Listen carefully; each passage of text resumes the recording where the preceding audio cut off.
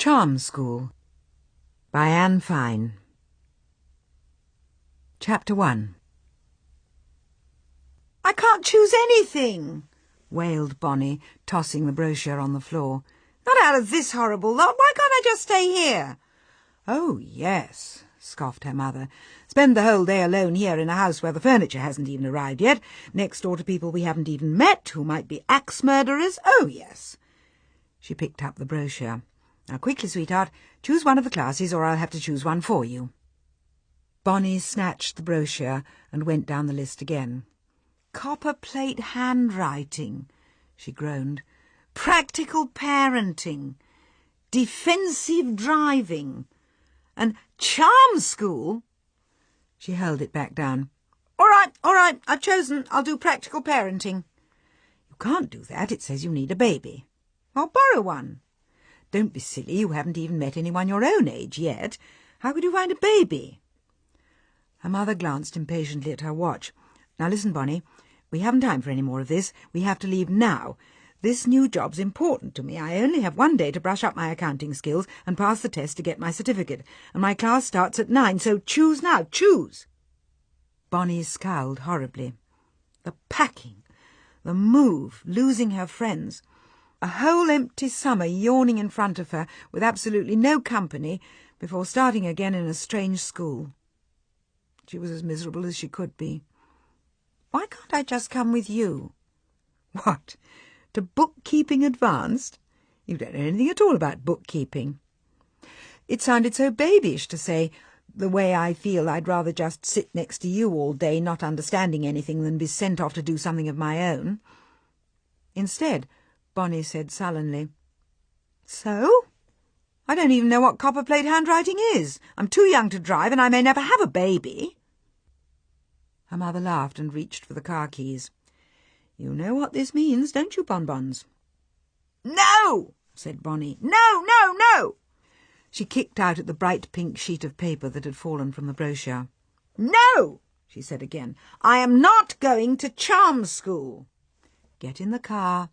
"No!" said Bonny. "Not if you paid me £40 million, not if you boiled me in oil, not if you begged me with tears rolling down your cheeks like pearls." "Get in the car." "If you do this to me," Bonny warned her mother, "I'll never speak to you again. I won't take out the rubbish. I won't make you pots of tea when you're tired. I won't bring home any of the notes from school. And I'll grow up to be a round-the-world yachtswoman, so you won't just have to worry about me for a few hours now and then. You'll have to worry about me day and night." "Charming," said Mrs. Bramble. "See?" Bonny said desperately. "I am already charming. I don't need lessons in it." Mrs. Bramble glanced at her watch for the last time. "This discussion is over," she warned. "I have a job to keep, so get in the car and sit on it quietly before I smack it." The woman behind the desk peered doubtfully at Bonny's scowl and Bonny's faded jeans. "Charm school? Are you sure? To me she looks a little more like Woodwork 1 or starting French." "French only lasts an hour," said Mrs. Bramble, "and Woodwork 1 doesn't begin till tomorrow. It's all today we need." Seeing the puzzled look on the woman's face, she went on to explain, "You see, I'm just starting a new job, and I need to learn better accounting skills, and her father's still sitting in a lay-by with a broken-down furniture van, and obviously she hasn't had any time to make any new friends yet." "I don't want new friends," Bonny interrupted sourly.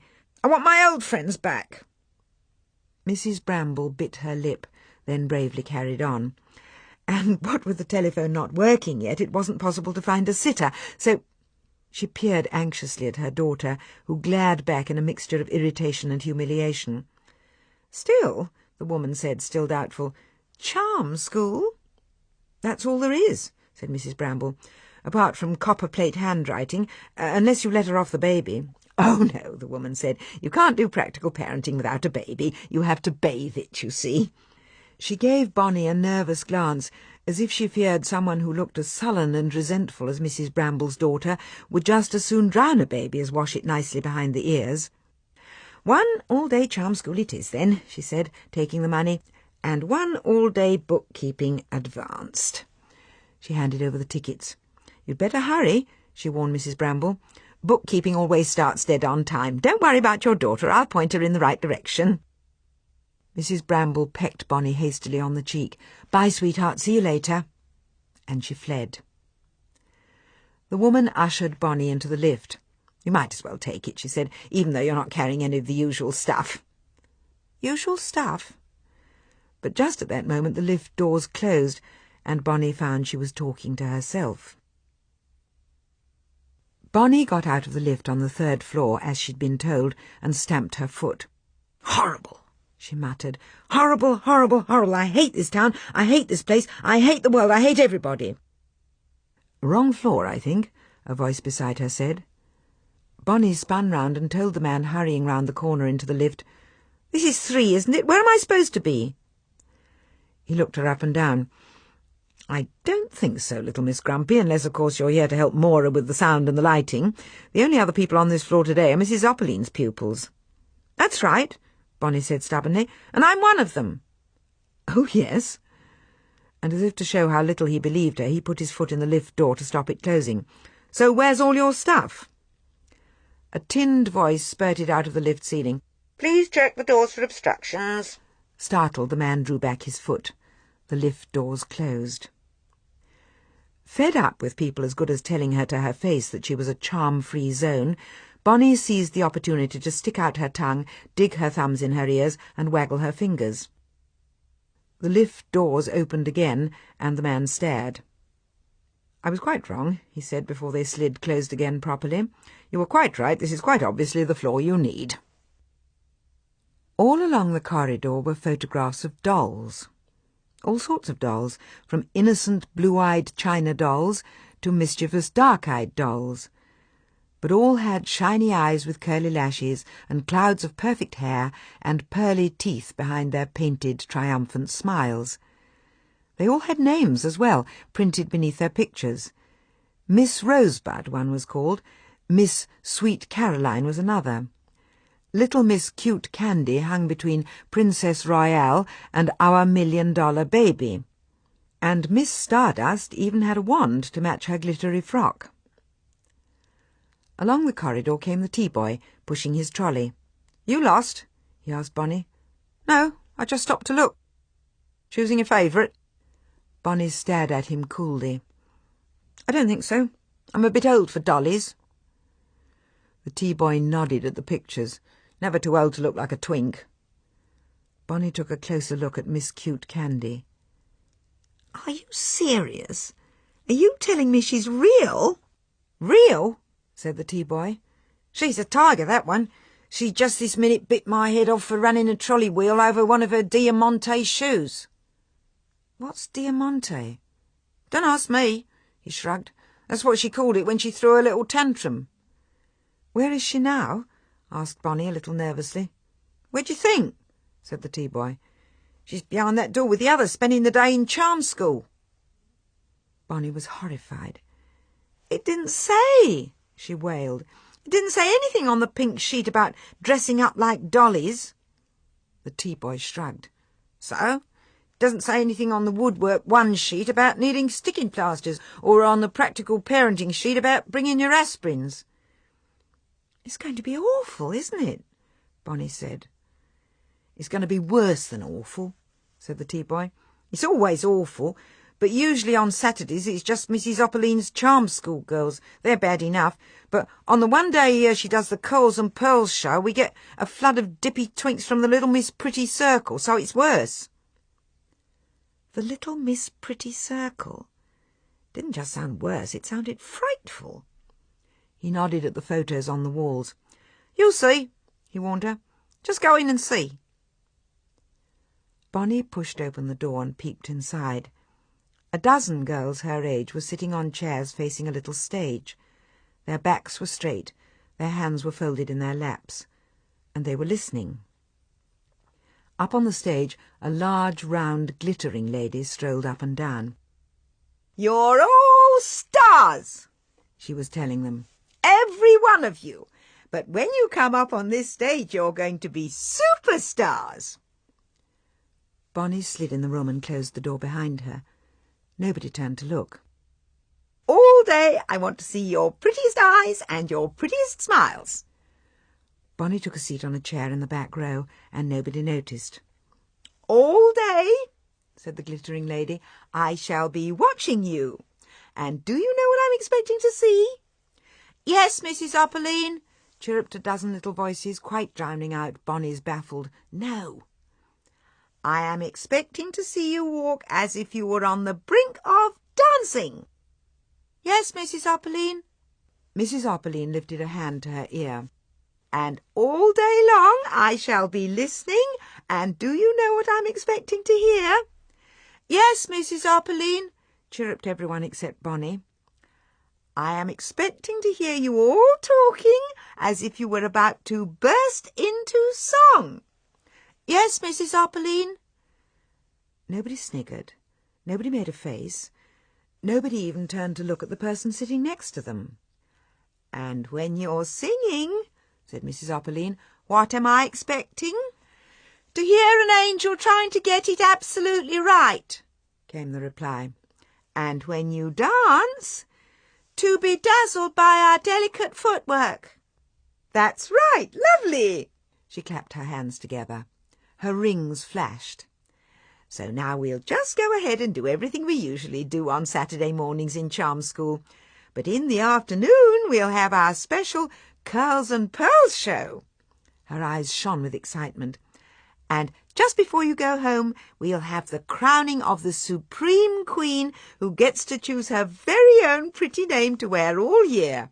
And haven't we had some lovely ones? She pressed her hands together, remembering. Miss Perfect Pearl, Miss Treasure, Dazzling Miss Daisy, Miss Sparkling Sue. All round, everyone was clapping delightedly, except for Bonny, who sat with her head in her hands, even more sure now that she was in the wrong place, at the wrong time, with the wrong people. Should she get up and run?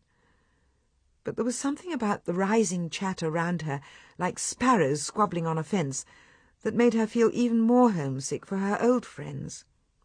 So she'd give it a go. Someone would have to speak to her sometime, after all, and maybe, even in this unlikely cluster of goody two-shoes, she might find some company to keep her going through the long, lonely summer till she could make some proper sensible friends in her new school. So when Mrs. Opperline told everyone to take a little break while she set out her table for beauty tips, Bonny looked up. And when a girl she recognised from the photographs on the wall outside sailed past her, flashing a sparkling smile, Bonny said to her hopefully, "Hello, Rosebud." The pretty vision twirled around. "Who said that?" "I did." "Why?" Bonny stared. "Because I don't know anyone here," she said, "and you just smiled at me." "I didn't smile at you," the pretty vision snapped. "I was just practising being charming." And off she went. Rude, horrid baggage, thought Bonny.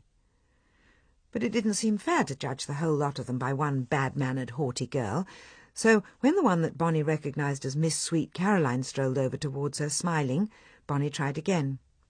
"Hi, Caroline." The smile vanished instantly. The eyes flashed sparks of fire. And Miss Sweet Caroline said to Bonny, "You say that again and I'll stick your head in a holly bush." She swung on the heel of her shiny satin shoe and stalked off, scowling. Bonny stared after her astonished, until another of the girls came up behind. Though her hair was even longer and glossier than on the photograph outside, Bonny could tell it was Miss Stardust. "Brilliant," she said to Bonny. "You certainly showed her." Bonny was baffled. All that she'd done to Miss Sweet Caroline was say hello. "Showed who?" she asked. "Silly old Sarah Jane." Miss Stardust nodded after Miss Sweet Caroline. "That was a smart way to remind her of the last time she won anything about 1,000,000 years ago. And she certainly needn't expect to win the glistering tiara today." "What glistering tiara?"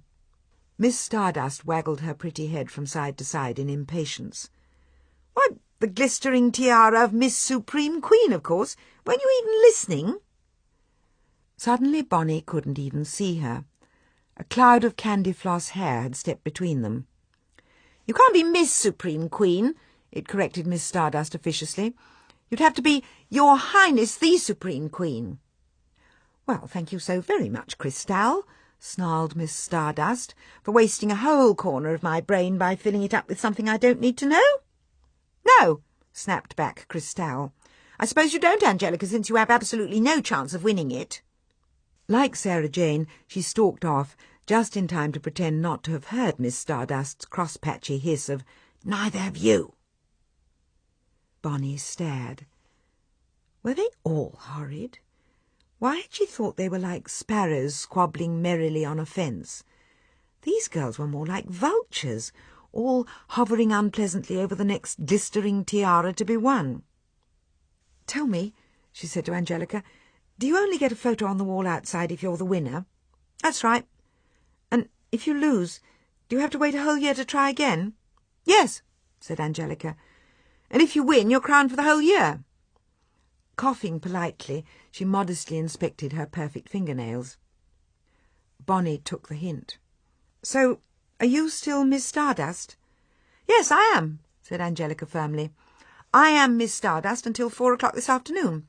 That gives me 6 hours, 3 minutes and," she glanced at her watch, 15 seconds. Either she was a whiz at maths, thought Bonny, or she kept track by the second. Still trying to be friendly, she said to Angelica, "But you might win again." Somehow Angelica suddenly looked horribly anxious, and Bonny found herself adding hastily in order to comfort her, "Not that it matters. After all, winning isn't all that important." Angelica gasped. Her mouth dropped open, and her eyes travelled up and down Bonny as if she were inspecting her properly for the first time. Hair, face, and clothing. She looked confused. "Why are you here anyway?" she asked curiously after a moment. "You've never come before, and look at you. You obviously haven't fallen to earth from planet Fashion." Bonny couldn't help staring. If one of her old friends had said something like that, she would have thought that they were trying to be horrible. After all, it was the rudest thing that anyone had said to her in quite a while. But Miss Stardust somehow said it as if she were making a simple judgment of the facts, like, "Your eyes are more blue than green," or "It's really too wet for a picnic." And it was the truth. No way round that. There's nothing amazing about a pair of blue jeans and a faded shirt and plain blue canvas sneakers. So Bonny was about to explain about her mother and the bookkeeping, and Dad stuck in the lay-by, and being new in town, when up sailed Miss Cute Candy, walking for all the world as if she were on the brink of dancing, pointing her pretty sparkling shoes like a ballerina fairy, and waving her fingers elegantly in the air as if the polish on her nails were still not dry. "Who's this?" she demanded of Angelica, staring at Bonny. "How should I know?" Angelica responded petulantly. "I only just met her." She turned away, making it clear that the last thing she wanted was to be caught up in conversation with Miss Cute Candy. Why were they all so scratchy with one another? Bonny wondered. And then she realised, if the whole day was a sort of competition, and they were rivals, then each time they even looked at one another, all they would see would be one more person who might snatch away that delectable, desirable, glistering tiara. What tiny-minded pains they were clearly going to be, even for a few short hours. Now Miss Cute Candy was eyeing Bonny up and down. "Where's all your stuff?" "I haven't got any." "What, none? No makeup? Nothing for your nails? No stuff to fix your hair?" Poor Bonny's heart was sinking. "No, none of that." "Well, what about music tapes for your routine and instructions for the lighting?" "I haven't got those either." Miss Cute Candy stared. "Well, surely you've brought a gown for the catwalk parade and an outfit for your song and dance routine." No, I haven't." "I don't see why you're even here," said Miss Cute Candy. "What's the point of showing up if all you're going to be is one big nothing?" It was another really rude remark, though Bonny could tell that, just like Miss Stardust, she wasn't trying to be nasty, she was just curious. But even so, the idea of being one big nothing wasn't nice. It was quite obvious that showing up at charm school without a pile of the right stuff was just about as hopeless as turning up at practical parenting without a baby. But what was so special about dressing up? These girls were all swanning about as if just looking your prettiest gave you the right to act as if other people were just grease spots on the carpet. You'd have a whole lot more right to strut around, Bonny thought sourly, if you could actually do something clever. Do something clever. Her brain was ticking over fast now. She'd have a horrible day if she let anybody know that she was here for charm school, that was for sure. They'd already spotted her for a total loser. Even the man who stepped in the lift had thought she must be wandering round on the wrong floor, unless she had come to help someone called Mora with... Bonny stared down at Miss Cute Candy's beautiful twinkling dancing shoes and her own plain old sneakers. And in one brilliant diamante flash came inspiration. "I'm not here for the same reasons you are. I'm only here to give a hand with the sound and the lighting." "Oh, you're just one of Mora's little helpers." Miss Cute Candy didn't just manage to make this sound as if she found it a much more likely idea than Bonny on a catwalk. In her keenness to let Bonny know exactly what she wanted in the lighting line, she spoke as if Bonny was some little garden gnome brought to life just for the day to be useful. "Now look here, quick!" Grabbing Bonny's arm, she spun her round to face the mirror that ran the whole length of the wall. "See all those horrible lamps? Well, what I want you to do is fix up the lighting so—" "What horrible lamps?" asked Bonny, mystified. "Those!" Miss Cute Candy said, pointing. So Bonny looked again. All she could see in the mirror was herself, the flat grey wall behind, and Miss Cute Candy in her silky yellow dress and diamante slippers, like an exotic spring flower rising willowy and graceful from a spangled pool. "I can't see any lamps." Miss Cute Candy patted at the folds of her skirt. "These," she said, "the lumps on these great ugly tree stumps." "Are you talking about your legs?" "Legs!" scoffed Miss Cute Candy. "They're so huge they're more like pillars in a multi-storey car park." Was she serious? One minute she'd been lording it over Bonny as if she were Miss World and Bonny was some little goblin, and the next minute she was panicking about the size of her legs. And really panicking, this was no joke. There was a tremble in her voice, Bonny could tell, and she was close to tears. Bonny suddenly felt sorry for her, just the same way she'd felt sorry for Angelica for worrying about winning. "Don't be so silly," she tried to comfort her. "You look—" But Miss Cute Candy was too upset even to listen. "I look horrible, horrible. I'm fat and hideous. My nails are a sight. My hands would look more delicate stuffed inside oven gloves. I've got the worst legs in the world. My stomach sticks out like a pig's belly. My hair's turned to straw. I'm ugly, ugly, ugly." She made a face at herself in the mirror. "Ugly!" she jeered again. "I'm a horrible little gnome and my clothes look like jumble." "Jumble?" This was beyond ridiculous. "How can you say that your clothes look like jumble? That dress looks to me as if it comes from one of the smartest shops in town, and those sparkly slippers must have cost a fortune." But Miss Cute Candy was still staring despairingly into the huge wide mirror. "It's not the clothes. They're all right, I suppose. It's what they look like on me. They do look like jumble. I bulge out all over. I'm so fat." She started beating at her thighs with bunched-up fists. "Fat, fat, fat! That's what I am, fat!" Bonny was mystified. Was this one of the little tantrums the tea-boy had mentioned when he called Miss Cute Candy a tiger? But she didn't seem at all tigerish to Bonny. She seemed desperate. So maybe Bonny should rush down to bookkeeping advanced and fetch her mother, who could come up and say what she always said to Bonny when she was being silly about her hair or her face or the shape of her body. Or Bonny could just try saying it herself. "Don't be so soft. You know you're beautiful." "I am not! I am not!" But how could Bonny go on and say the next bit? How could you say to someone whom you hardly knew, "Well, you are to me. And even if you weren't, I wouldn't care. Even if you were the worst-looking person in the world with a face like a squashed tomato and a body like a car wreck, I'd still love you so much I could burst, and so will everyone who ever gets to know you." You can't make a speech like that to someone you've only just met, even if you know it backwards. And Bonny did. She'd heard her mother saying it 1,000 times.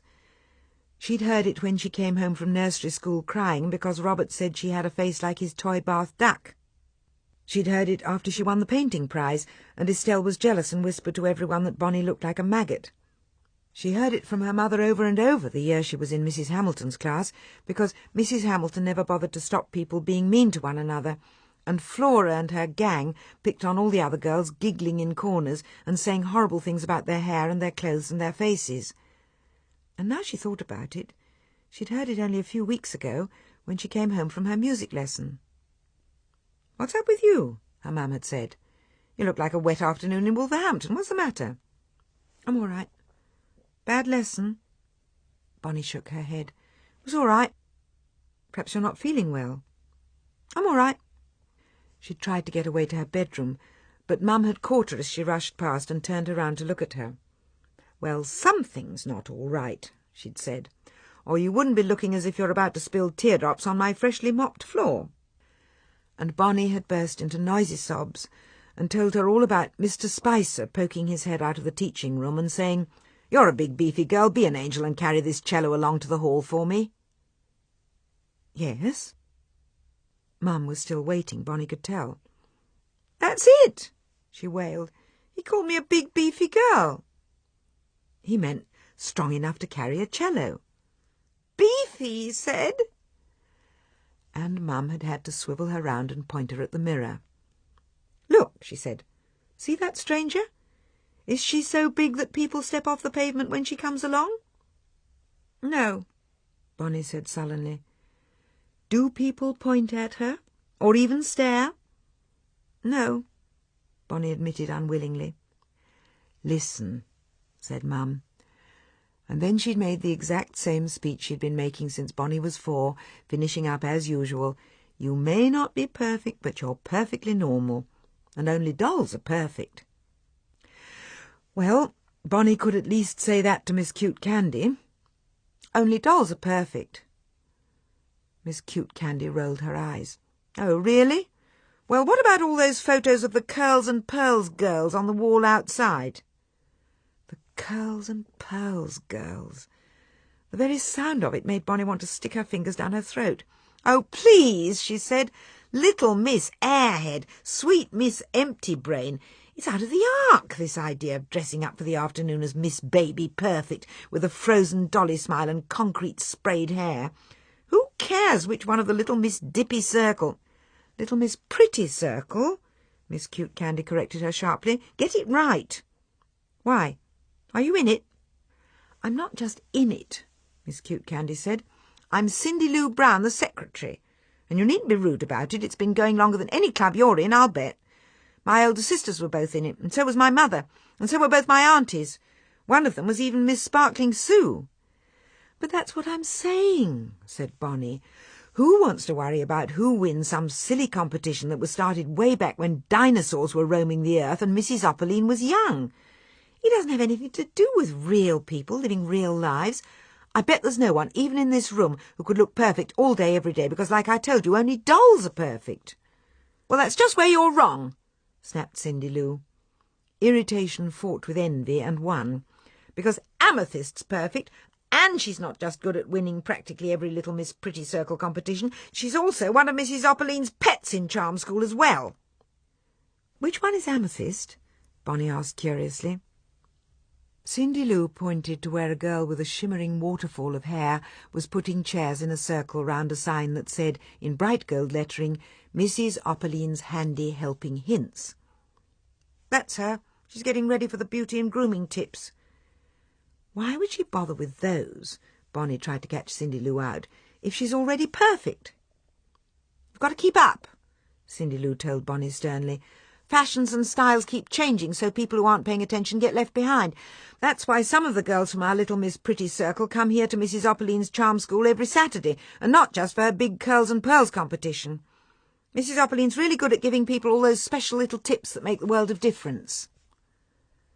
The world of difference. Bonny stared. But just at that moment, as if to show how very keen she was not to miss any of these quite amazing tips, Cindy Lou abandoned Bonny and rushed off to take her place in Amethyst's perfect circle of chairs, even before Mrs. Opperline had clapped her hands for attention. Girlies, girlies, it's beauty tip time.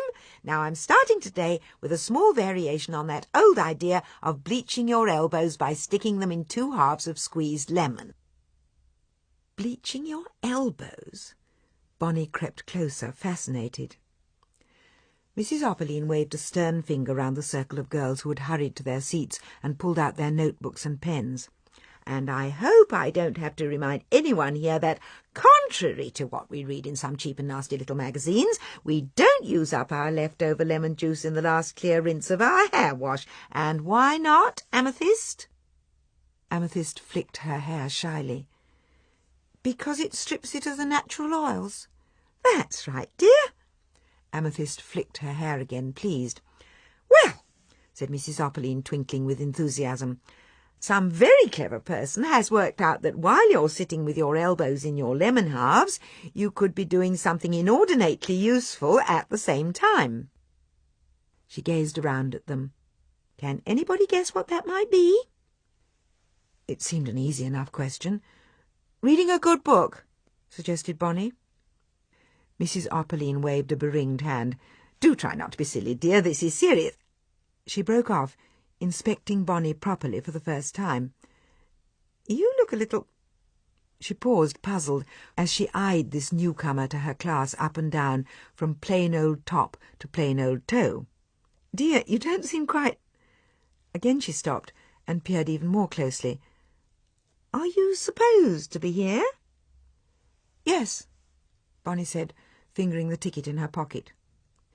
She was about to explain when Cindy Lou called out from her side of the circle, She's here to help Maura with the sound and the lighting. At once she was the most popular person in the universe, and everyone was calling out.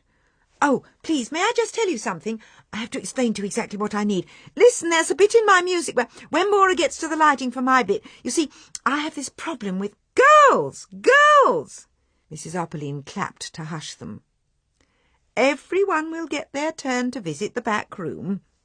She turned back to Bonny.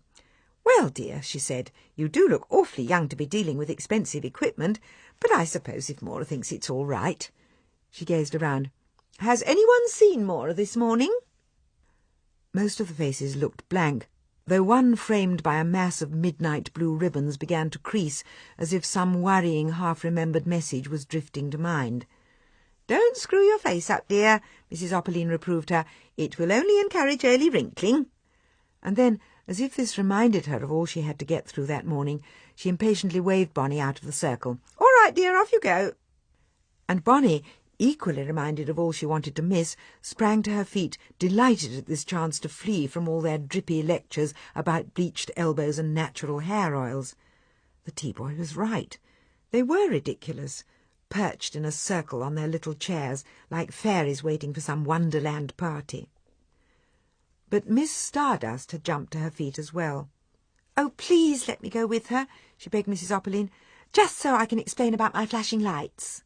Not yet, dear, because I'm sure Miss... She stopped and peered at Bonny, waiting for a name.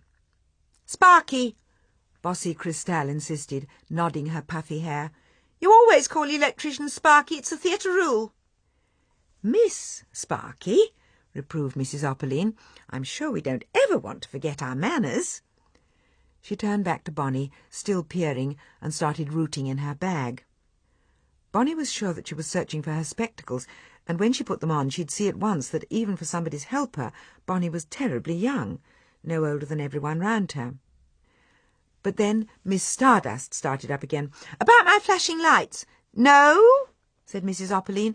Right now we're busy with our handy helping hints.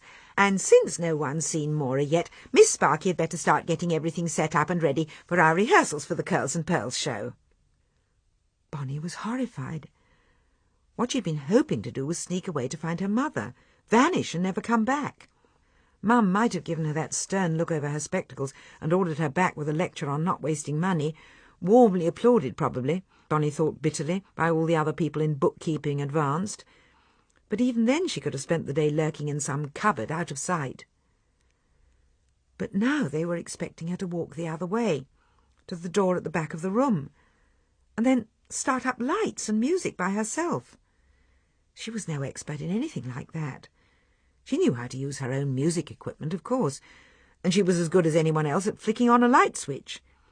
But running the sound and lighting for the rehearsals for a Curls and Pearls show, even making things flash for Miss Stardust, well, that was different. Better confess that she was really here, like all the rest, to listen to the handy hints. But just at that moment, Mrs. Opperline spoke up again. "So, dears, back to all this time we have to spare, sitting with our elbows in our lemons. What are we going to do with it? Well, one quite brilliant idea is to make sure our feet are busy, soaking in a bucket of perfumed water to soften all that nasty hard skin that gathers at the back of our poor heels." Bonny looked round. No one was sniggering. No one was rolling their eyes. No one was even making a face of mock astonishment. They were all diligently taking notes. Bonny turned round and set off determinedly for the back room. Better Miss Sparky than Miss Twink. Chapter 2. The small back room looked like the cockpit of an airplane. There were switches everywhere, switches to the right of her, switches to the left, and switches on the panel under the glass window through which she could see Mrs. Opperline lecturing everyone on how to cope with all that nasty hard skin at the back of their heels. And watching her. Should she just sit there pretending? When Maura turned up, she could just say that she'd been looking for a phone or some water and slip away. Or should she have a go? After all, Maura might be very late. Or she might even have forgotten she was supposed to be there at all. Bonny looked up. There on the panel right above her head was one big red master switch, labelled Power. No point in being chicken, Bonny thought. She flicked it down. At once 100 lights began to blink at her, red, white and green. "Oh, excellent," she breathed. "Oh, yes, that's power." Taking the swivel seat, she whirled around. Best to get going. She might as well start with the panel in front of her.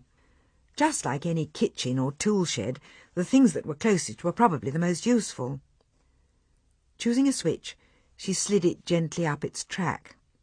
Instantly, from the loudspeaker on the wall behind, she heard Mrs. Opperline's voice clear as a bell. "So I certainly hope I don't have to remind anyone here." Bonny slid up the next switch.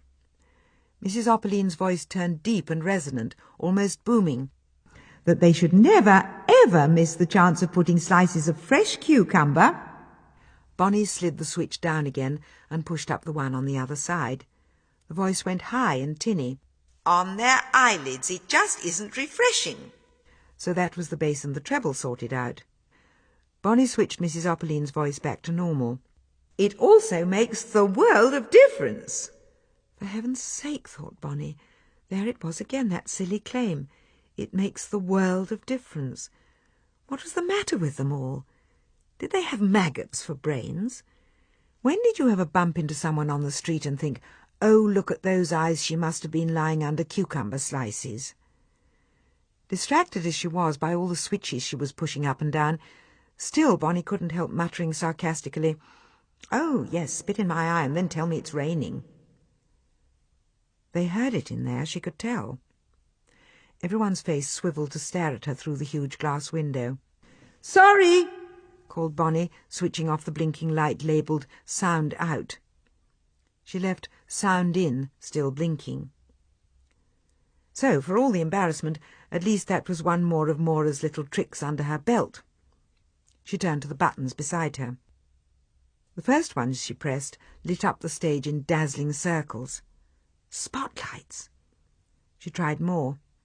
This time the whole front apron of the stage was bathed in a silver glow. "Floodlights," muttered Bonny. She pressed a few more buttons and watched as huge, spotty red and green explosions bounced off the drapes on each side of the stage. On the backcloth behind, a waterfall appeared from nowhere, rippling down to a pool of foaming water. Special effects! She looked down. Inside the boxes at her feet were discs of every colour, and stencils too. Some were cut into shapes she recognised, like windows or trees, and others were just cut into the strangest patterns. She picked out two and stared at them, trying to imagine what they would look like cast up on the back of the stage, lit up and enormous. "Oh, yes, this one's a snowstorm, and this one is clouds." She was just peering through the next one, creepy forest branches, when she was startled by a whisper from a loudspeaker overhead. "Oh, no! Oh, no!" the voice was aghast. "I ate it! I just ate it!" Bonny spun round to look through the glass. Beside one of the microphones she must have left switched on, there were two latecomers she hadn't noticed. They'd stopped to stare at one another in the middle of changing their shoes. "Oh, Cookie, you didn't!" "I did, Lulu. 1 minute it was in my hand, and the next it was gone. I must have eaten it. I must." Poor thing, thought Bonny, remembering all too clearly how she'd felt when Herbie Stott slid a dead ant into the icing on her fairy cake and didn't tell her till she'd finished it. And when she'd gone to take the second bite of that apple Granny gave her and saw the maggot hole 1 swallow too late. Lulu was looking horrified. "You never ate the whole thing, not the whole thing." "I must have, without noticing." "Cookie, how could you? They're enormous. How could you not even notice you were gobbling a whole biscuit?" "I don't know." Cookie was almost in tears. Bonny peered through the glass at this strange pair. A biscuit? How could you possibly get so upset about eating a biscuit? And if you went round acting as if scoffing one miserable biscuit was just about as terrible as eating her own granny, then how could you stand to have a name like Cookie? It would drive you mad. She could flick on the sound out switch and ask, but Mrs. Opperline was on to yet another handy hint. "So we never waste time at a bus stop. Wherever we are, it's exercise, exercise. We could be pulling in our tummy muscles. We could be swirling our ankles round to keep them trim. We could even be doing little knee bends to work on those flabby thighs." Bonny was baffled. None of the girls in the circle had thighs that looked any thicker than toast, and even Mrs. Opperline was wearing such a gorgeous floaty skirt that no one with a brain worth waking in the morning would waste time wondering about the legs it hid. Cupping her chin in her hands, Bonny gazed out through the glass. "Batty," she muttered to herself, shaking her head. "Totally batty, the whole lot of them." She heard a voice behind her. "Well, that's what happens to people who won't eat properly. First they waste away, then they go mad." Bonny spun round. It was the tea-boy again. He'd slid in silently and was putting 2 biscuits on a plate down on a ledge. "More as mid-morning snack," he said, pointing. "Shall I leave you a couple as well, or are you—" "Oh, goody!" Bonny was already stretching out for the packet he was offering. "Well, look at you," the tea-boy said admiringly. "Straight in the trough. I can see you won't last all that long up here on planet Snack on Air." Bonny couldn't help grinning. It wasn't the most polite thing to say, straight in the trough, but it did prove to her that there was at least one other person in the world who thought this place was Crazy Club. "Who are you?" "I'm Toby. Being the tea-boy is my Saturday job," he sighed. "Though I hate it so much I could practically die." "Why do you do it, then?" Bonny asked curiously. "For the money, of course. I'm saving for a new violin." He sighed again, even more heavily. "Though sometimes I'm not sure it's worth it trailing up and down these corridors all day just to make the music I play sound a little bit better." "It can't be too bad," Bonny pointed out. "Just dishing out the tea and biscuits." "And wisdom," Toby pointed out. "Don't forget wisdom. I can dish that out too." Bonny laughed, pointing through the glass. "If you're so wise," she said, "then tell me this. What's wrong with all of them? Why are they all the way they are?" "I blame Mrs. Opperline," said Toby. "Her words fly in one ear and all their brains fly out the other." They both broke off to listen. "As good as poison," Mrs. Opperline was warning everyone. "Just fat and chemicals in fancy wrappers." "What is she on about now?" "Possibly the cheaper range of my biscuits," Toby admitted. "Or sweets and crisps. She's got a bit of a thing about them." "That's not so odd. My mum and dad go on about them all the time." "Oh, everyone gets that," said Toby. "But Mrs. Opperline acts as if one sweetie will blacken and rot your insides and one little chocolate bar will make you swell till you explode.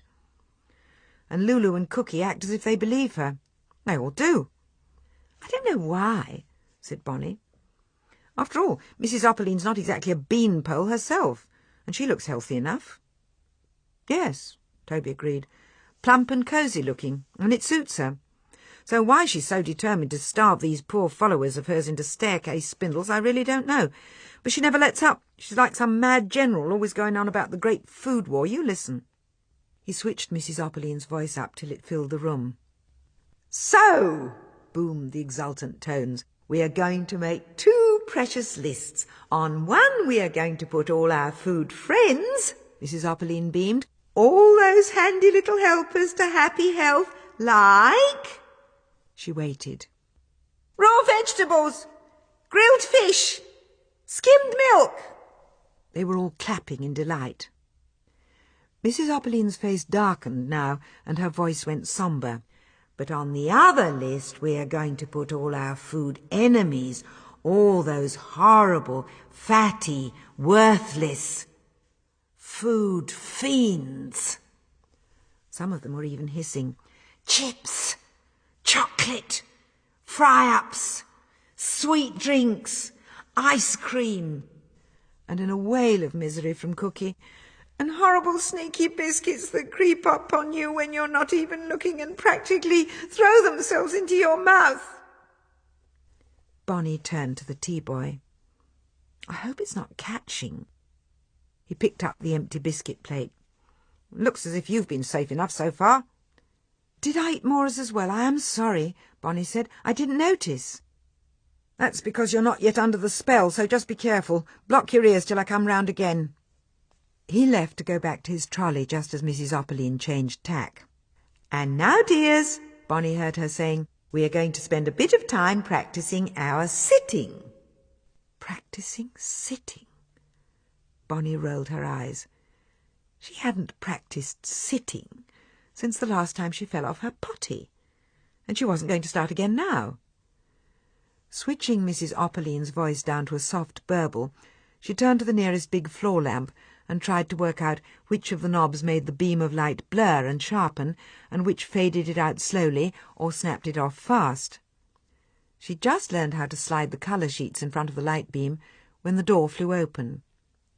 It was the girl whose hair was a mass of midnight blue ribbons. From her hand trailed a white shawl spangled with crystals, like sunlight glittering on a heap of snow. Coolly, she leaned against the doorway.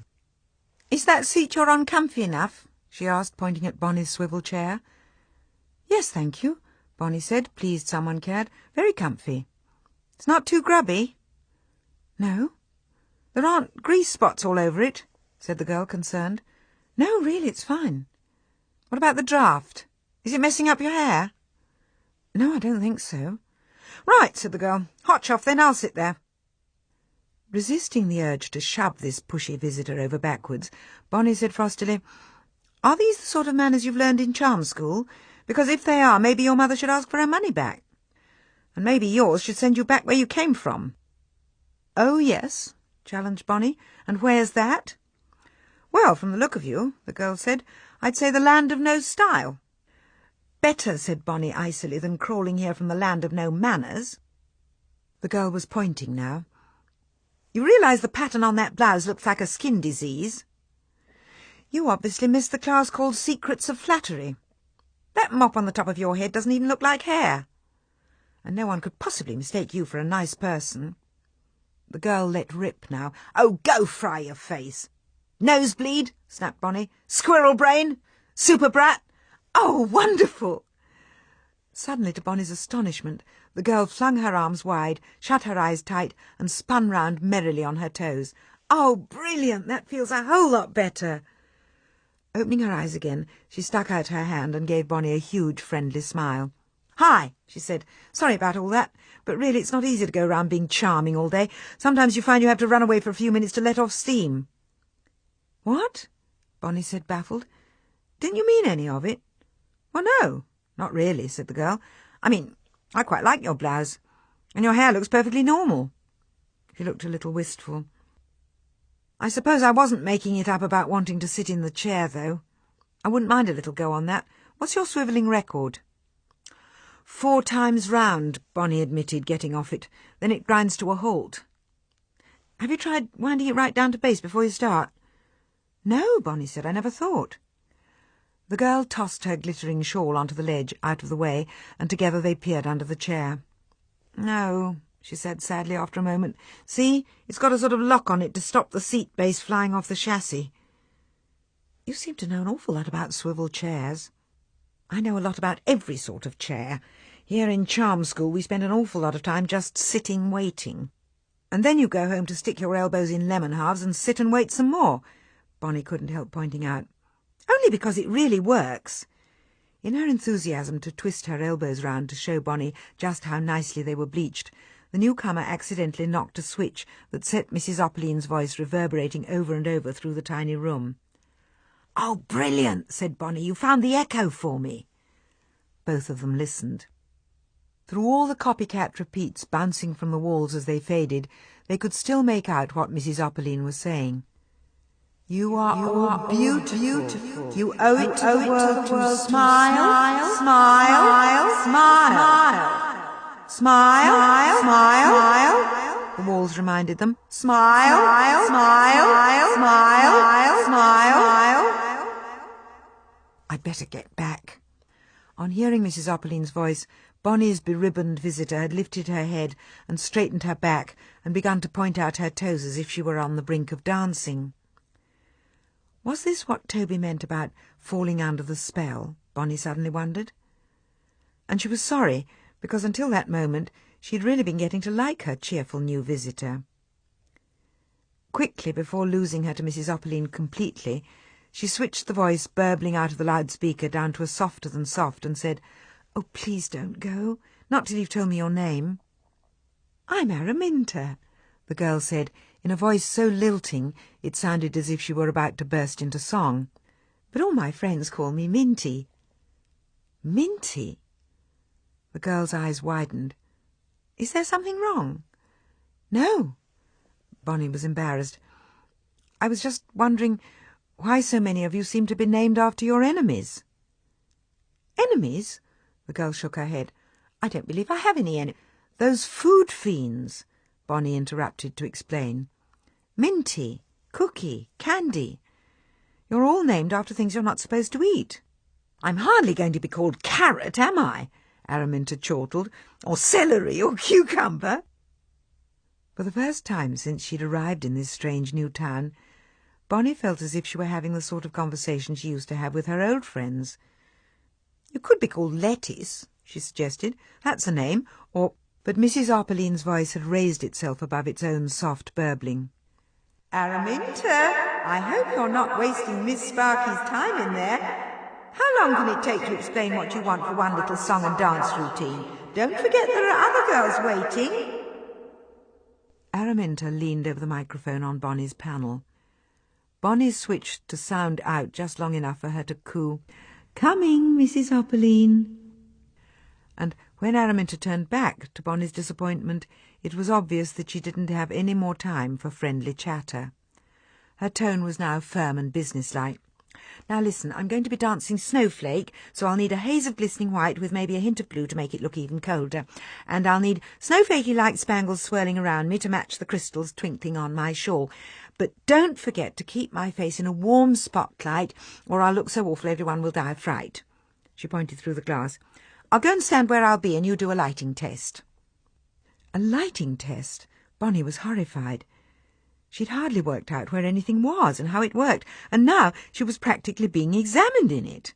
She'd be caught out at once. Firstly, she'd look like an idiot, and then she'd almost certainly be frog-marched down to her mother in deep disgrace. Or worse, sent back to the big room to fail at something even more difficult, being charming. As casually as possible, she said to Araminta, "I don't suppose you happen to remember what sort of lights and things worked best for you last time?" "I wasn't a snowflake last time," Araminta said. "I was a cowgirl." Then, sensing that under Bonny's careless shrug there was real disappointment, she added kindly, "But Suki did sing a little winter frost song the time before that, and if I remember rightly, Mora fixed things so that—" She broke off and clapped her hand over her mouth, staring at Bonny. "Oh, no!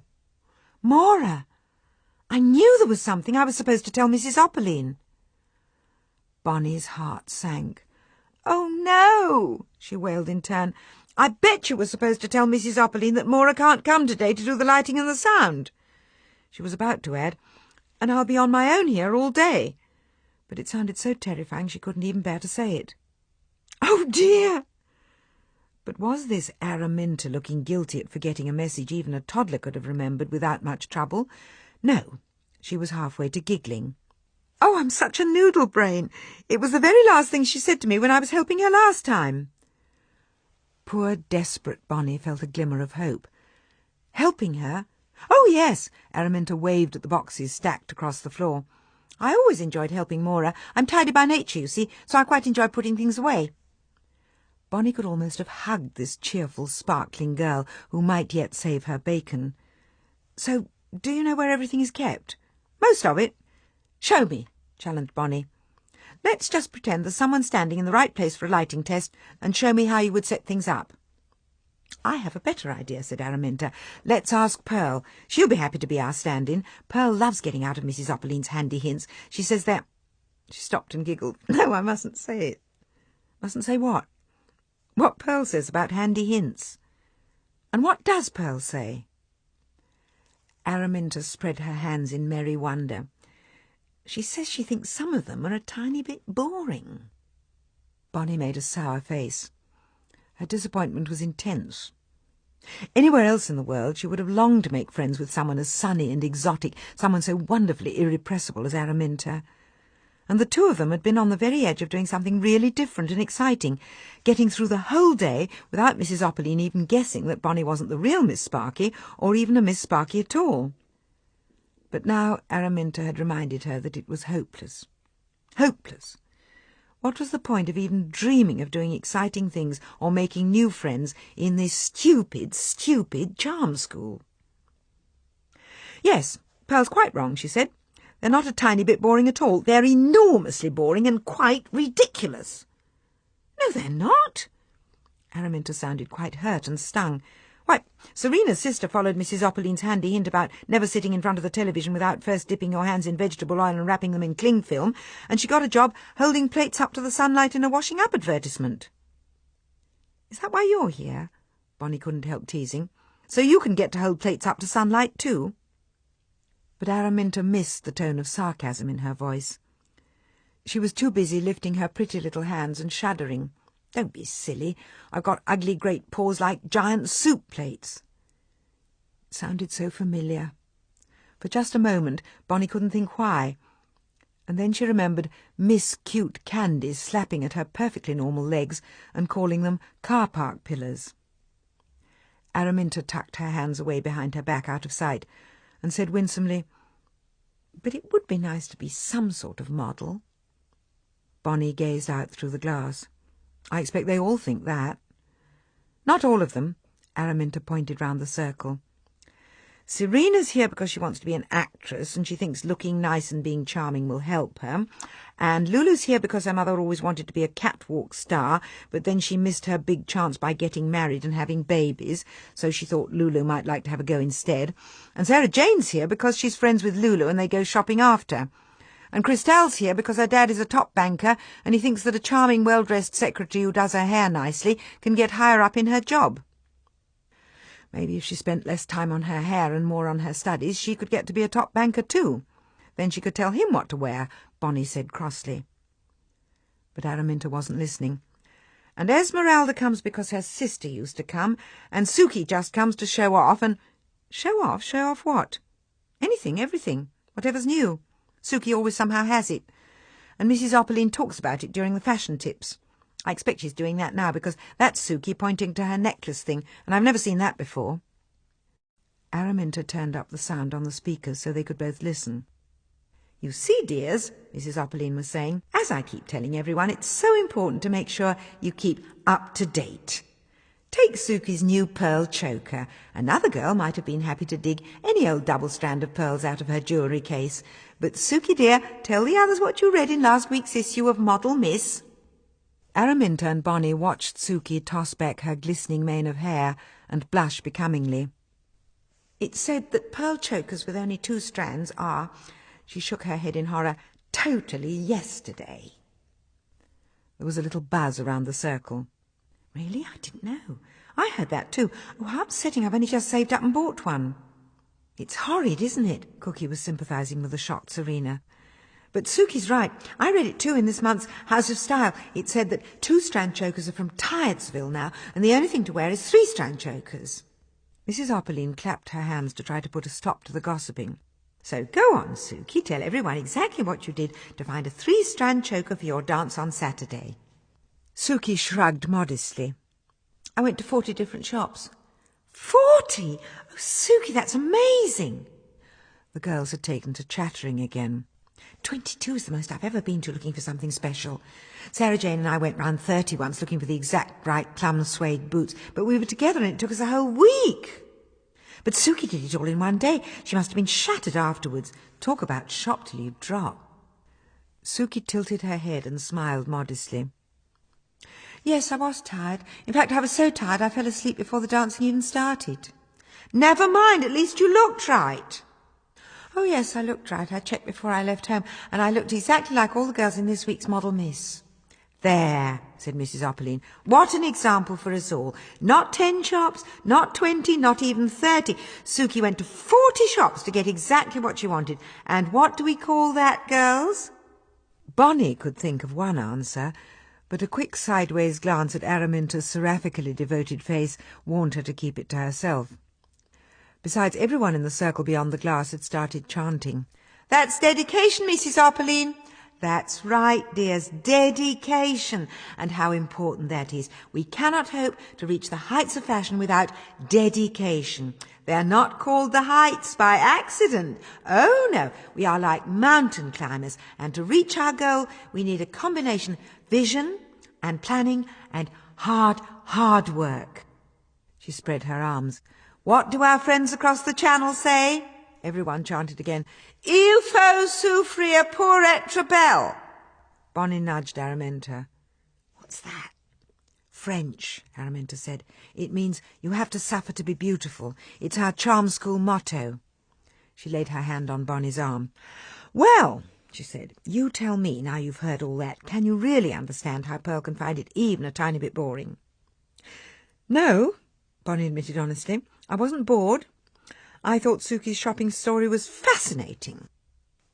As fascinating as any other amazing tale, she added privately to herself, like people putting their heads in lions' jaws or walking on tightropes over deepest canyons. But Araminta just looked thrilled that Bonny agreed with her. Oh, I'm so glad. The moment I saw you, I thought, here's someone I can tell things and she'll understand. And I was right. Ecstatically, she swirled. The white shawl glittered, entrancing Bonny into silence as Araminta twirled towards the door. I'll go and borrow Pearl to be our stand-in while I show you what I know about the lights. I'll tell Mrs. Opperline that since there's no sign of Maury yet, we need a little bit of help just for a while. She won't be pleased, but she's got a marshmallow heart, so we'll get round her somehow. Bonny watched, still enchanted, as Araminta tripped lightly up behind the one she called Pearl and patted her arm gently. As Pearl twisted in her seat to listen, her dark curls caught the light. Then her eyes sparkled to match, and in an instant she was on her feet, begging Mrs. Opperline. "Oh, please, you do say how nice it always is to try to be helpful. Do let me go and be the stand-in for them. Oh, please, oh, please!" Mrs. Opperline looked anxious. "But, Pearl, dear, we're just getting to the hints on how to make a face pack out of oatmeal. Surely you wouldn't want to miss that." Pearl cast around desperately. "Suki could tell me all about it afterwards, Mrs. Opperline. I could even copy out her notes, or Cindy Lou's." "Oh, very well, then," Mrs. Opperline agreed reluctantly. "Just for a few moments, since Mora's obviously held up in traffic or something, and this new Miss Sparky's having a bit of trouble finding her way around our lovely new equipment." Already Pearl was scrambling up onto the stage. Mrs. Opperline looked shocked. "Pearl, dear, do go round and walk up the steps nicely," she added hastily with a shudder. "I do think that would be a little more charming." Blushing, Pearl scrambled back down and tried to walk in hurried fairy footsteps. Suddenly Bonny noticed that no one in the circle had eyes for anyone but Pearl. Some had little smiles on their faces, and some were merely looking a bit smug, but it was obvious what most of them were thinking. In Pearl's great rush to get away from handy hints, she hadn't been walking as if she were on the brink of dancing, and when she was pleading with Mrs. Opperline, she hadn't been talking as if she were about to burst into song. So that was 2 black marks for Pearl. She was a whole lot less likely to be crowned the Supreme Queen and walk off with the glistering tiara. While Araminta was busy settling Pearl into the right position, Bonny looked round the circle of smiles and wondered if they could really be as gloating and creepy as she thought. For if these charm school girls and little Miss Pretties couldn't help showing how pleased they were when someone forgot to act like a simpering princess for just 2 minutes, then what on earth would they be like the day someone in their class at school showed up with braces on her teeth or a spot on her nose? It was a nasty thought. In hurried Araminta. "Quick," she said, "before Mrs. Opperline loses her patience and orders Pearl back in the circle. Watch this." She took the swivel chair and spun to face Pearl through the glass wall. "Look at her standing there, perfectly normal, right?" "Right," Bonny agreed, moving closer. "Look," said Araminta. She flicked a switch and pointed. Now Pearl was standing on the stage with only a black smudge for a face. "That's backlight shining from behind," Araminta explained, "so all you see is that weird halo of light round her hair and a glow through her ears." "Creepy," admired Bonny, "like when you shine a torch through your fingers." Araminta switched from a backlight to a lamp tucked between the side drapes. "And now she's side-lit. She has half a face, like an eclipse." "Interesting," said Araminta, "but not what we want." She flicked another switch. "And neither is this," she said sternly. Suddenly Pearl looked bony and ill. "How did you do that?" said Bonny. "She looks terrible. She looks as if she just crawled out of her grave." "That's lighting her from underneath. It is about the cruellest thing that you can do, and if you try it on me I shall break off your arm and beat you to death with a soggy end." "Charming." "Oh, dear!" Araminta clapped her hands over her mouth and looked shocked with herself. Bonny just grinned. "I still think it's brilliant," she said. "Absolutely brilliant." "But I'm not singing a monster song," Araminta reproved her. "I'm being a pretty snowflake, don't forget." She looked a little wistful, though it would be fun.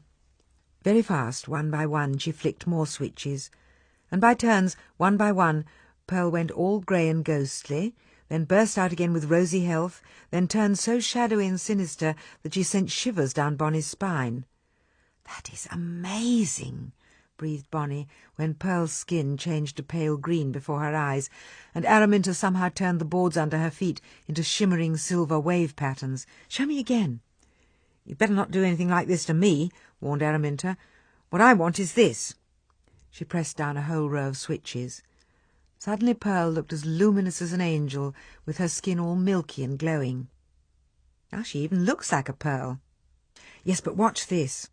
Araminta slid 2 of the controls up in their runnels till Pearl's face was transfigured with a soft pink blush. "How did you do that?" breathed Bonny, mesmerised.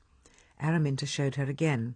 "That's what I want," she said, "but don't forget, around me I must have a swirling snowstorm." She dived into one of the boxes on the floor and drew out a plastic disc. "No, that's not the right one," she said, holding it up to the light. "That's rain spatters on a pond. Where are the snowflakes?" She rooted again, tugging out what she wanted. "Here it is." Bonny watched as she dropped it neatly into the slot in one of the lanterns and flicked a switch to start it revolving. "Look!"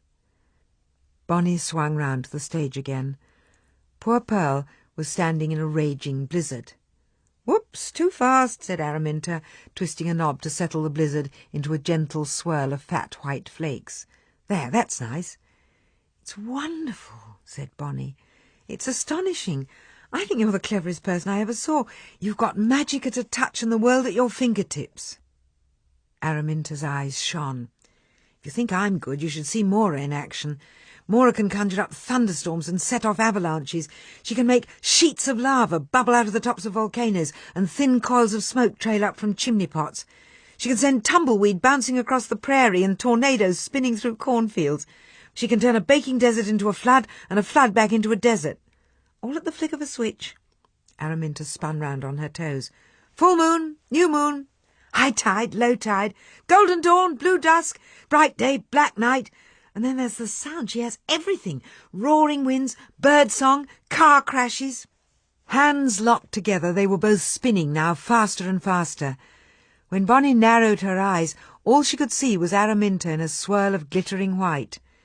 Brass bands, heavenly choirs, gunshots, explosions, children outside in the playground, breaking glass, a baby whimpering, crashing surf, a piano in a far-off room, trains hurtling past, church bells, whistling kettles, street riots, sirens, crackling fires. Dizzy, they slowed to a halt, still holding hands. "You must be mad," said Bonny. "You must be absolutely crazy." "Crazy?" Araminta looked baffled and very hurt.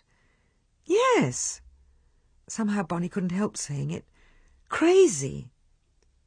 All of her earlier disappointment had swept back, and worse.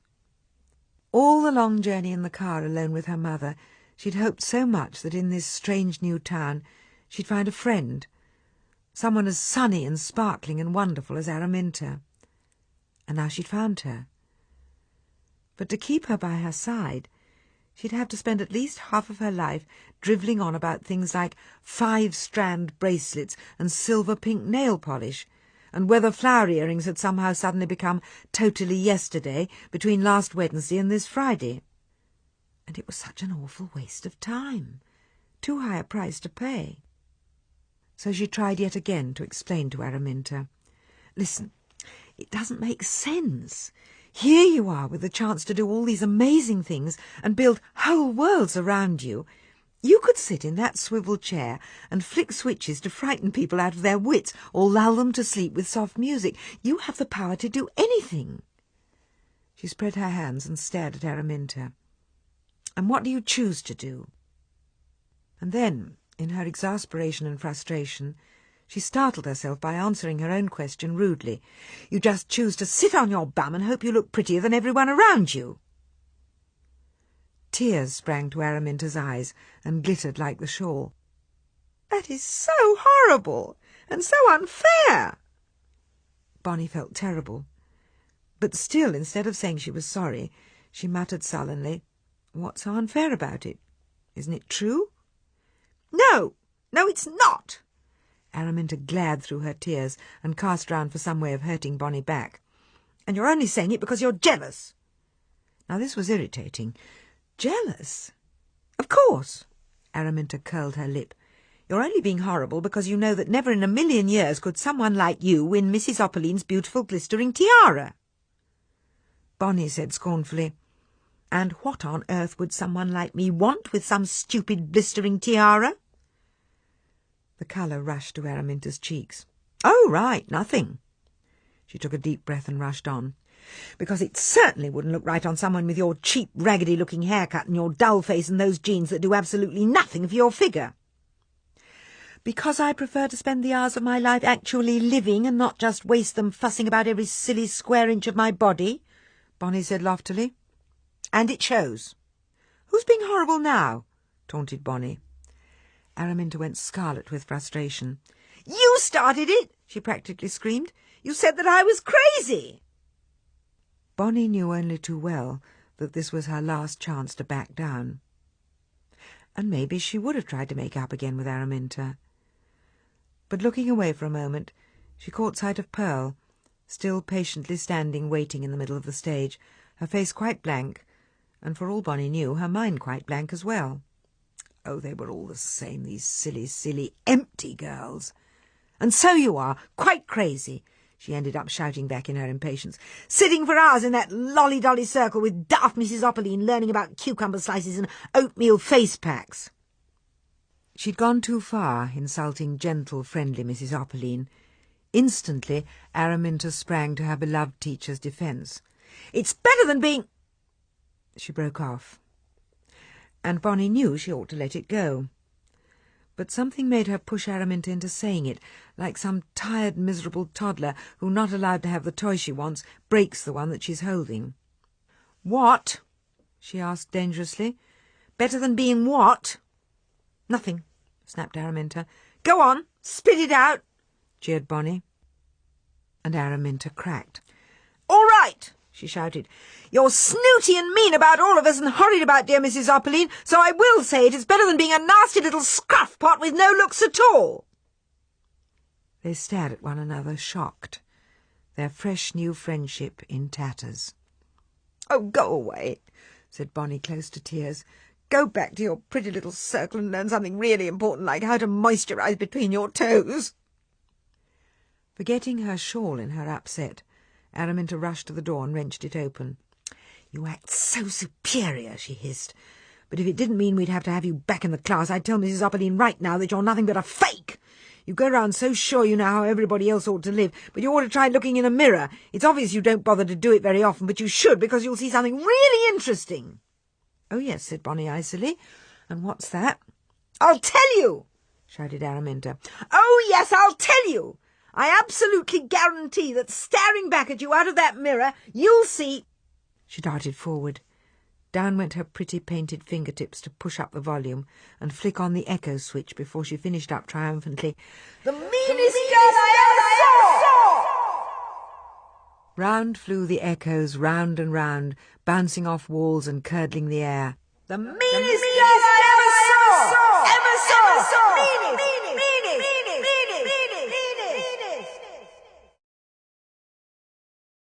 Chapter 3.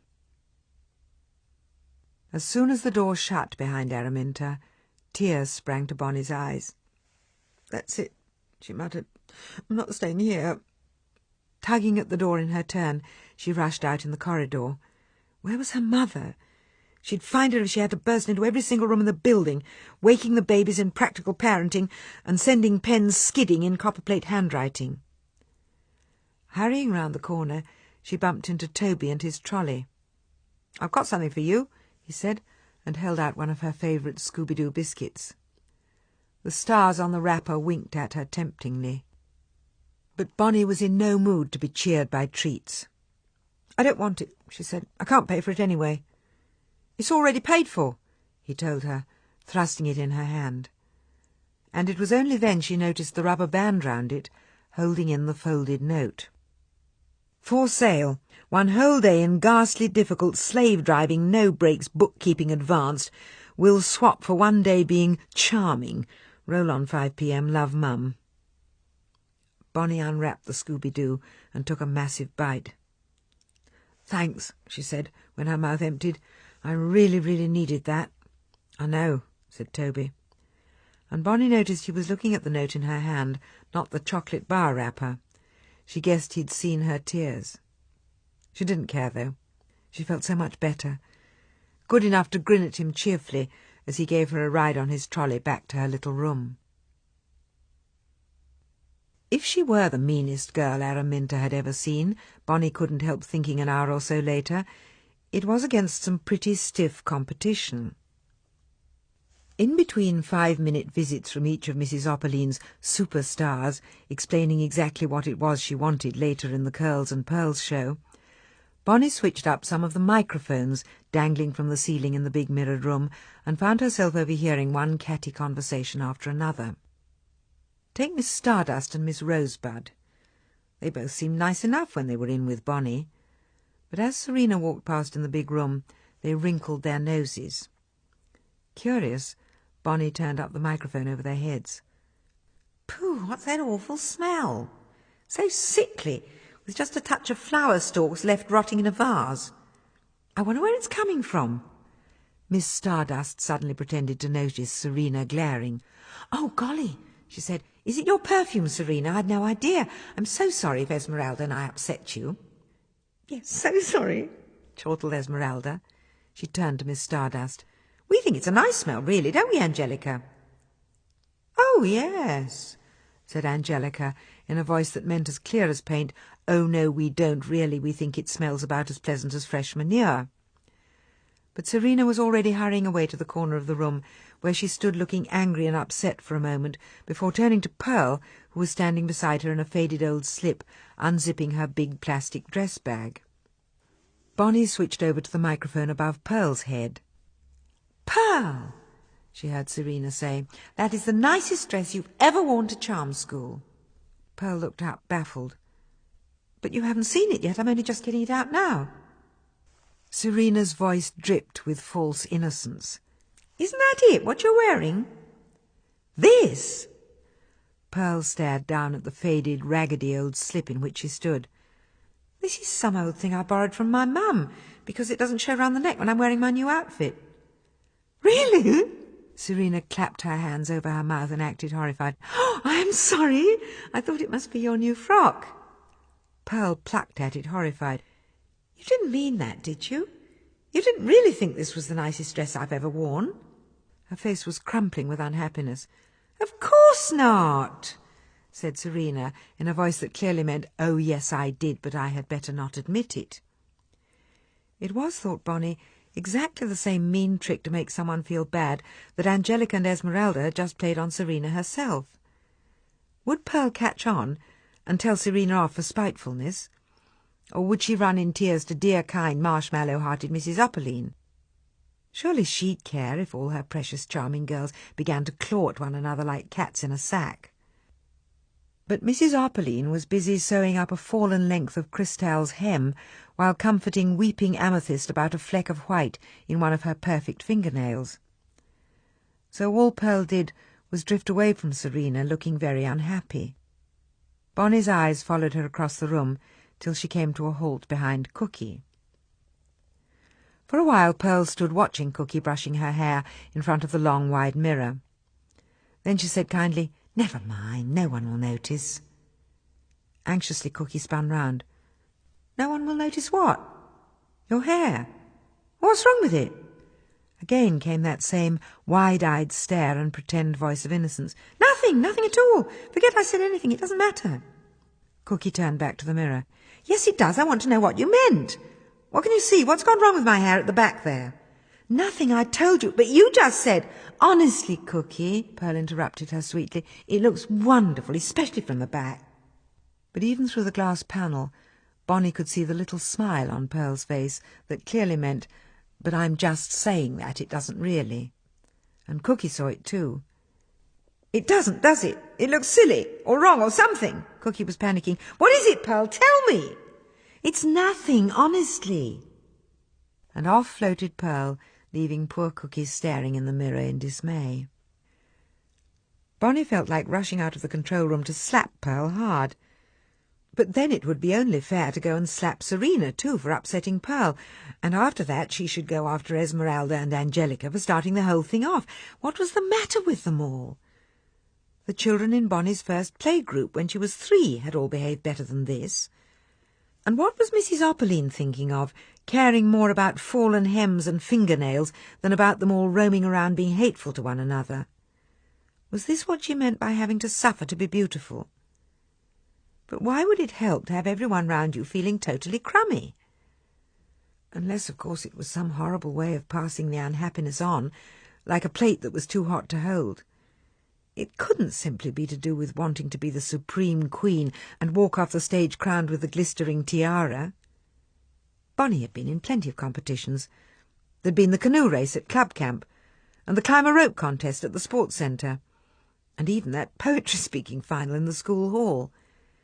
Admittedly, nobody burst into noisy sobs of grief when George's canoe rolled over, tipping him into the water on the last bend, and she doubted if anyone was really very sorry when, in the rope climb, Gillian lost her nerve and her grip at the same time and cascaded down the rope to the floor. And everyone burst out laughing when Martin forgot the last line of his poem and just stared bleakly into space. But no one had actually gone around beforehand trying to make that sort of thing happen. No one had taken the time to think up ways of making all the others lose their confidence before things even got started. Perhaps they'd all been too busy. After all, canoeing and climbing ropes and learning poetry use up your energy and take up time. But things were very different here in Charm School. The problem with trying to win the glistering tiara was that you weren't kept busy actually doing things. You were just trying to be neat, be graceful, be ladylike, be more beautiful, to end up being the supreme queen. So they had too much time to stand and fret. There was Serena, wrinkling her nose over and over, as if she was still trying to work out if her perfume really did smell like rotting flower stalks. Pearl was fingering her new frock, clearly still wondering if Serena would think it was as horrible as all her other ones. And Cookie, worried stiff, couldn't stop craning to try to see the back of her head in the mirror. Bonny was really relieved when Mrs. Opperline stepped up to the microphone and called them all back to their places in the circle. As Araminta tripped daintily across the room towards her seat, Bonny held up the shawl to remind her she'd left it. She didn't want to admit it to herself, but she was really hoping that Araminta would rush back just for a moment to fetch it and make peace. But Araminta just glanced coldly in her direction and then turned away. And then she crossed the circle to whisper something in Suki's ear, and to Bonny's embarrassment, Suki too stared coldly at her through the glass. The two of them exchanged places, so Araminta had her back to Bonny. Bonny felt terrible.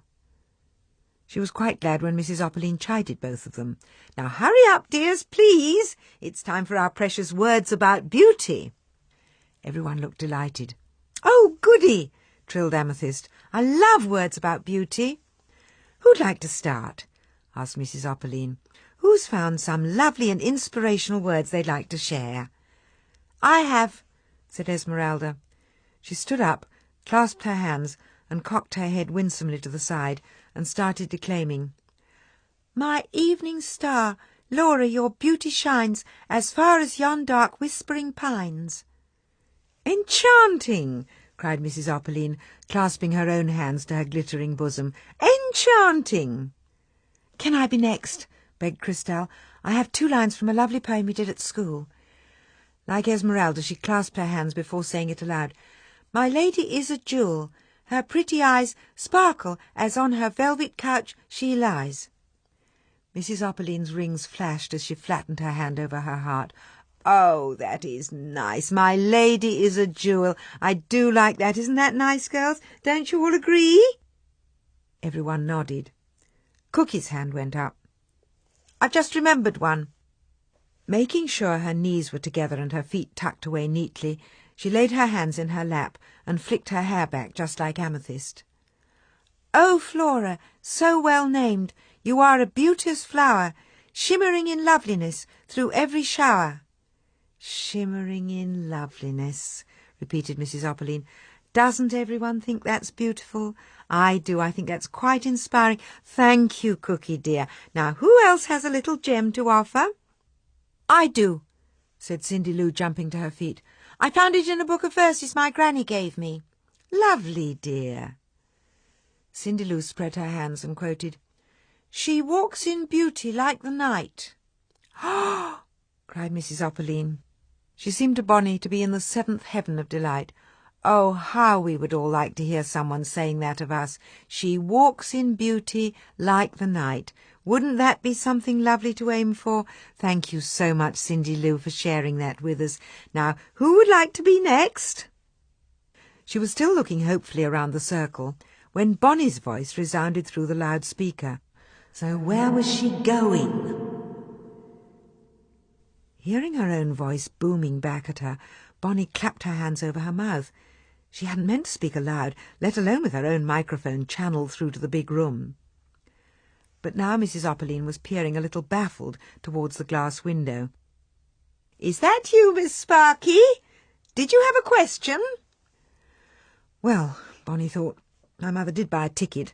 I do have a right to ask one, and to get an answer. "I was just wondering where she was going," she told Mrs. Opperline. Mrs. Opperline was baffled. "Who, dear?"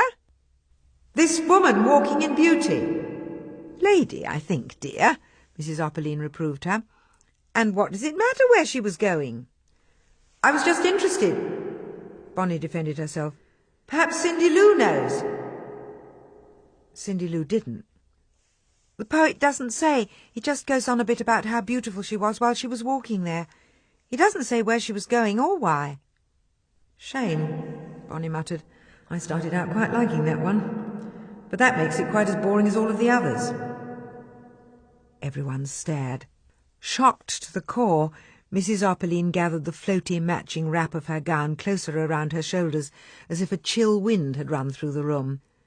"Sorry, dear? Did I mishear? Could I possibly have heard you say the word boring about our lovely inspirational words about beauty?" "Well, yes," admitted Bonny, wishing to heaven that she'd kept her mouth shut. "Beauty that shines like a star?" reverberated Mrs. Opperline, as though the switches on the sound panel had all pushed themselves right up to full.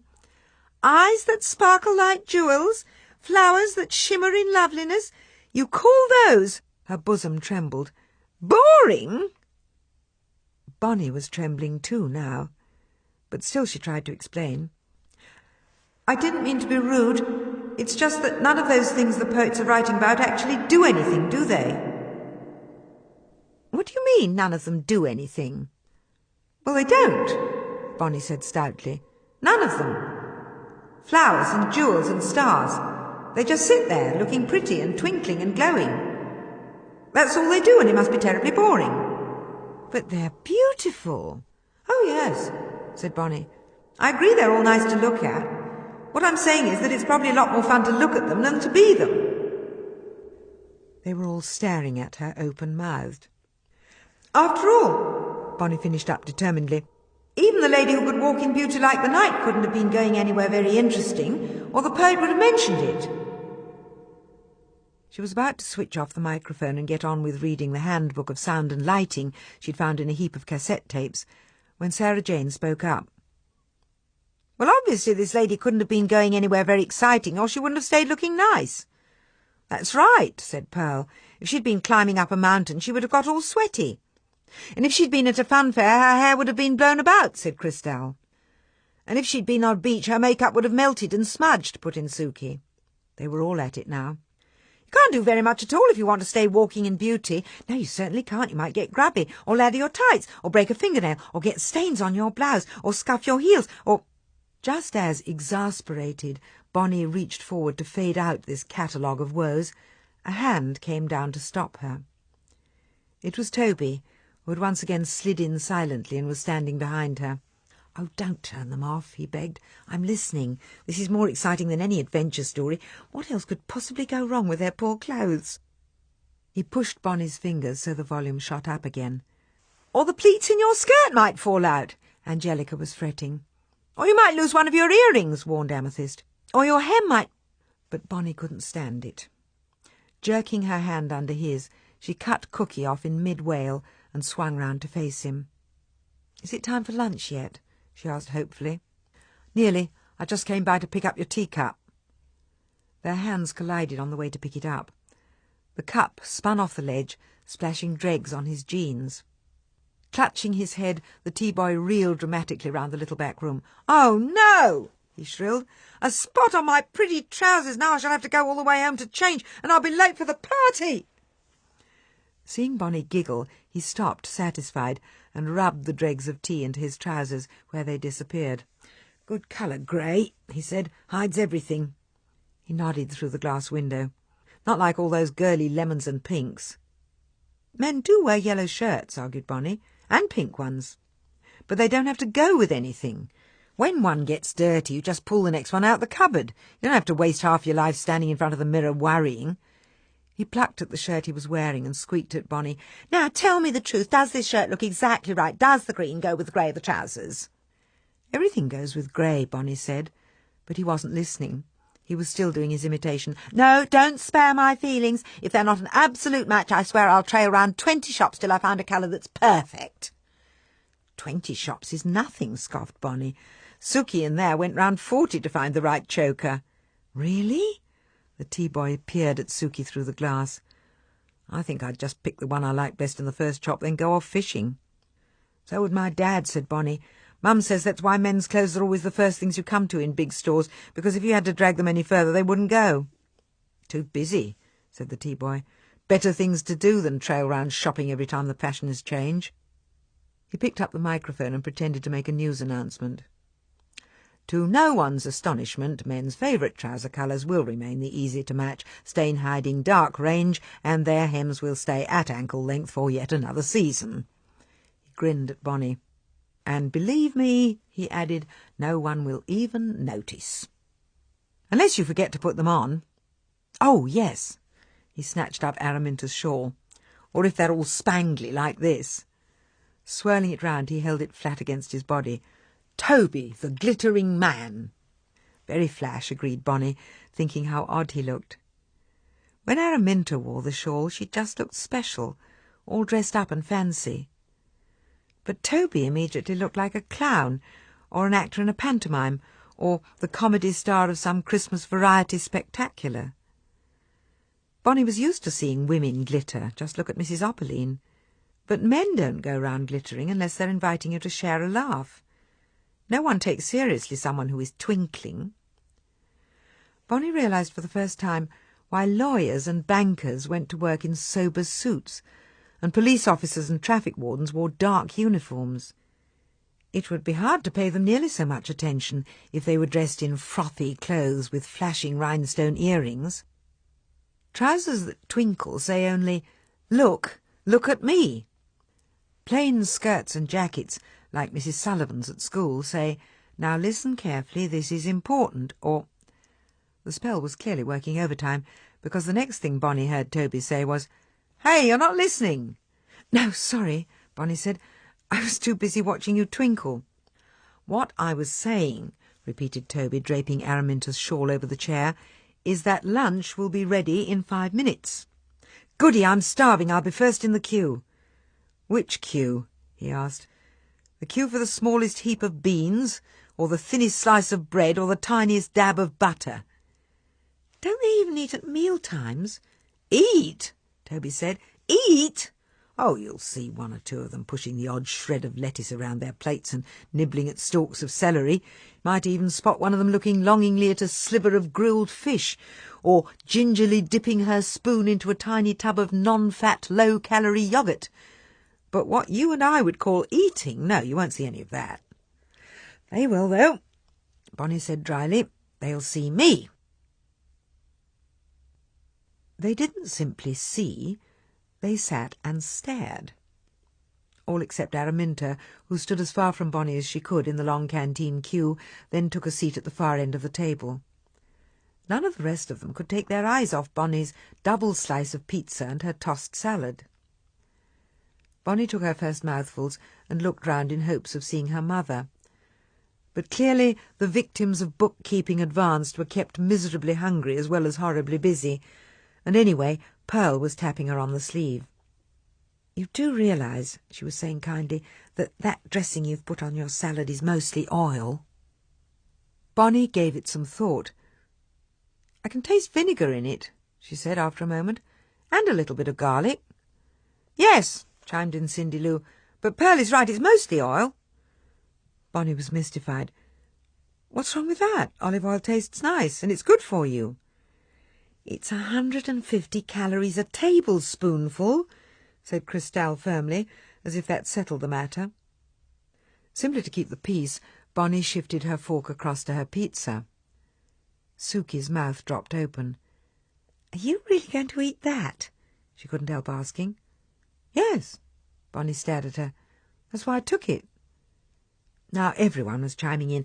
"All of it? Both slices, as well as the salad dressing? Now? Those croutons look to me as if they're fried," added Cristal, as if the word meant poisonous. Bonny tried to ignore them all. Keeping her head well down, she watched the food on their own plates. Toby was right. All that they seemed to do was shuffle it round and round, making a giant great fuss of it, but never actually putting any of it in their mouths. Bonny watched fascinated as Esmeralda made a great show of reaching for a slice of bread, then unwrapping her butter pat. It took her 20 times as long as it would have taken Bonny to peel the shiny foil off the tiny yellow square and fold the foil up neatly. Then Esmeralda picked up her knife and started to mash the butter on her plate. "What are you doing?" "Just softening the butter." "Why?" "It spreads better," said Esmeralda. "And thinner, too." Bonny watched Esmeralda smear the tiniest fraction of butter onto her bread and make a great display of spreading it around, though there was so little of it was practically invisible. "Aren't you using the rest up?" "Gosh, no!" Esmeralda looked horrified. "This is tons!" She still wasn't actually eating it, Bonny noticed. Now she was neatly cutting the slice into quarters, and after that each quarter into strips, and then she trimmed each crust off one by one. Anyone glancing her way would be left with the impression that she was bent over her plate tucking in happily, but she still hadn't eaten anything. Bonny leaned over the table and tapped her fork beside Esmeralda's plate. In a nannyish voice she said to her, "Stop playing with your food, dear." Esmeralda looked up, startled. "What do you mean?" "Just what I say," said Bonny, still in her nanny voice. "Stop messing and eat it." "I am eating," said Esmeralda. "No, you're not," Bonny said, going back to her normal voice to explain what she meant. "What you're doing is shunting and mashing and smearing and slicing, but you're not actually eating anything. So apart from the fact that you're doing it so daintily, you're just messing with your food like a giant great baby." Esmeralda went scarlet. "I am not. I am eating. I've eaten tons." "What? Tell us what." "I ate most of the lettuce, and the fish cake, and the beans." "You didn't eat the fish cake," Suki said. "You hid it under the lettuce with the beans." Bonny reached over and lifted Esmeralda's lettuce with her fork. Esmeralda blushed as the evidence was displayed around the table. But several of the others were blushing too. Bonny turned to her right and lifted Amethyst's largest lettuce leaf with the fork. Out peeped 2 fish fingers and some mushrooms. She turned to her left and Serena snatched her plate away. "It's none of your business." "You have to eat," said Bonny. "If you don't eat, your brain doesn't work properly and you get all tearful and crabby." There was a whisper further up the table and everyone giggled. "What was that?" asked Bonny. "Nothing," said Sarah Jane. "Angelica just made a little joke, that's all." "What did you say?" Bonny asked Angelica. "Nothing," said Angelica. "No, go on," insisted Bonny. "Share the joke." "I've forgotten," said Angelica. "I haven't," said Serena, getting her own back on Angelica for being so spiteful about the smell of her perfume. She leaned towards Bonny. "When you said that people who don't eat get all tearful and crabby, Angelica said, 'Better than getting all fat like her.'" "All fat like who?" Everyone was silent. Even Araminta was watching now, and Angelica looked very embarrassed. Bonny looked down at herself. "Do you mean me?" Still no one spoke. Bonny pushed back her chair and looked at herself. She was the exact same shape she'd been when she left home that morning. She wasn't built from matchsticks, it was true. Her legs weren't thin glass rods. You couldn't have spread your hands round her waist and touched your own fingers. But she wasn't fat. She was perfectly normal. Pushing her chair back even further, Bonny looked round the table. "You should stop worrying about how much you have on your bodies," she told them, "and start worrying about how little you have in your heads. No wonder the tea-boy calls you all twinks." "Twinks? Toby?" They were outraged. "He does not!" "Don't listen to her. She's just saying mean things to upset us." Bonny pointed a finger at Lulu, who was the last to speak. "Oh, no, I'm not. Toby agrees with me. He thinks you're all silly and vain. And you are," she added fiercely. "You spend your whole lives trailing round shops and parked on your bums trying to look prettier than the person beside you and strolling round being spiteful to one another. So why should anyone think you have more than half a brain between you?" Now Cristal was shaking her finger back at Bonny. "You're wrong," she snapped. "Quite wrong. Toby actually thinks that we're something rather special. That's why he spends as much time as he can watching us through the glass window." "Oh, no, it's not," said Bonny. "He watches you because he can't get over how daffy you are." "How wrong can you get, Miss Clever Sparky? I tell you Toby likes us." Cristal gave an arch look across the table to Sarah Jane. "Especially one of us," she added meaningfully. "There does happen to be one of us he really likes." At this, everyone turned to look at Sarah Jane, who blushed bright pink. But Bonny barely noticed. "You're the ones who've got it wrong," she was too busy insisting. "He doesn't like you at all. You just amuse him." Sarah Jane's blush turned fiery red, and Esmeralda said loudly to no one in particular, "Talk about other people being spiteful. She should try listening to herself." There was another giggle and more whispering at the other end of the table. This time Bonny was quicker swinging round, and out of the corner of her eye she saw Araminta dart a look at her, then hastily shut her mouth and wipe an amused smile off her face. Bonny was astonished at how upset she felt, as if a real, true friend had turned against her. She felt tears gathering, and her voice was shaky. I suppose you're being nasty about me now? Araminta looked horribly guilty. But it was Lulu at her side who broke the awkward silence. Putting on that sugared, poisoned voice Bonny had heard so often that morning as people said their horrid things, she explained very kindly to Bonny, "Oh, no, Minty was trying to be nice. You see, she was explaining to us all why you can't help being so rude and disagreeable." Minty! They all had one another as friends, and she had none.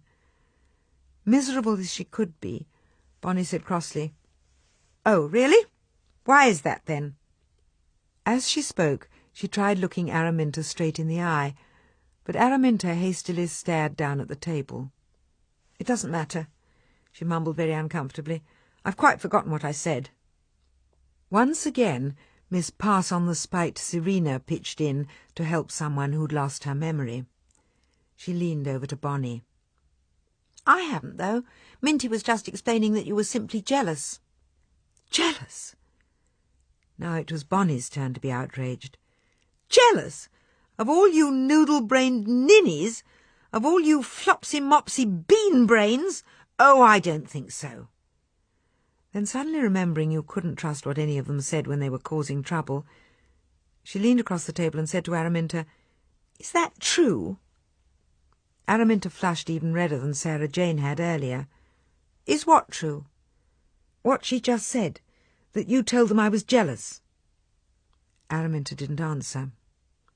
Bonny rose to her feet. "Is it?" she demanded again. "Is it true? Is that what you said?" Again, Araminta took refuge in mumbling. "I've quite forgotten. I can't remember what I said at all." "You can't remember?" Bonny leaned over the table. "Well, I did warn you if you don't eat, your brain stops working properly." She picked up her plate. "What you need, Araminta, is a proper meal, and I've got one here for you." All Bonny's fury and upset boiled up in her, and boiled over. And before Araminta could even twist her head aside, Bonny had slapped the lukewarm plate of pizza in her face and ground it round. Everyone squealed, and Araminta clawed at the dripping mess of cheese and tomato and onion. Her huge, shocked saucer eyes peered out in horror like 2 rounds of pepperoni. "There!" Bonny snapped. "Feeling any better?" And off she stomped, in a foul temper, out of the canteen and up the back stairs all alone, back to charm school. Chapter 4. "You have to hand it to Mrs. Opperline," Toby remarked on his next visit. "You start a riot, before she's even finished ticking you off properly, she somehow managed to turn it into a class about taking off makeup." And so she had. As soon as it became clear Bonny was stubbornly going to stick to her story of tripping as she so kindly cleared away Araminta's unfinished meal, Mrs. Opperline had simply given her one last helpless, reproachful look, then turned to poor dripping Araminta. Holding her at arm's length, she said, with as much enthusiasm as she could muster, "Marvellous! The perfect opportunity to try out some cleansers. Thank you, dear Araminta, for giving us a chance to do some real testing." Bonny felt terrible. She'd been so rude about poor Mrs. Opperline.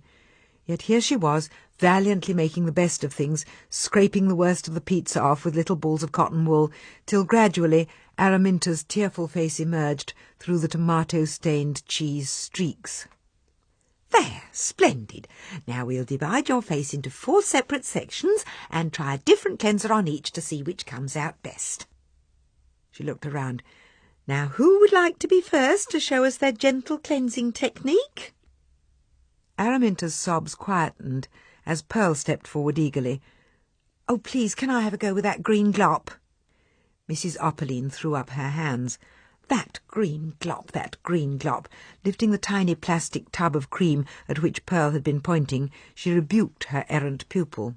"Pearl, dear, this is Glow Girl's phytoliastil VIA complex tissue peptide VHJ with hygroscopic elements and natural ceramides and a syntropic blend of unique derma biotropocollagen. You may not simply call it glop." "Sorry," said Pearl, chastened. Toby nudged Bonny. "Looks like glop to me." "And me."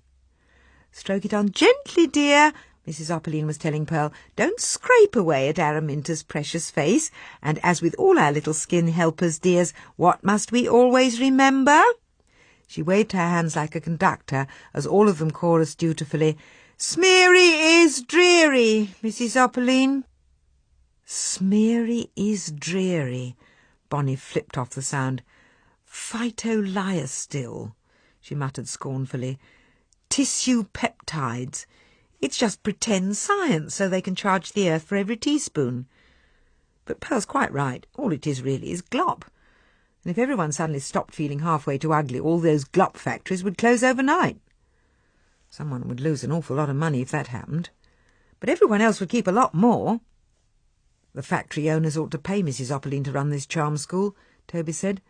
"In come these perfectly normal girls, and only one of them can end up winning the glistering tiara, so all the rest go home feeling like rubbish and buy more glop. And clothes, and jewellery, and shoes, and perfume, and nail stuff, and hair stuff, and beauty books and magazines." She stared at Toby, horrified. "That's what it's all for, really, isn't it? To make them buy more stuff, on and on and on.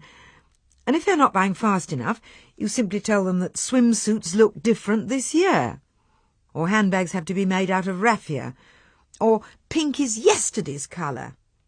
It's like having an exam every day. And every now and then you get to have a big exam like this. One of them gets to come top and be the supreme queen. And all the rest go home feeling ugly and think they ought to try harder.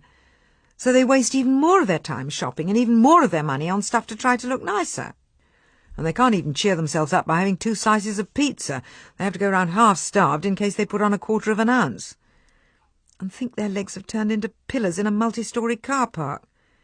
She turned to Toby. "It's very clever, really, isn't it? Too clever." Toby eyed her curiously. "What do you mean?" "Just what I say. It's too clever. Hard to believe it's all a sort of accident. You don't think someone planned it? Wouldn't you?" "Who?"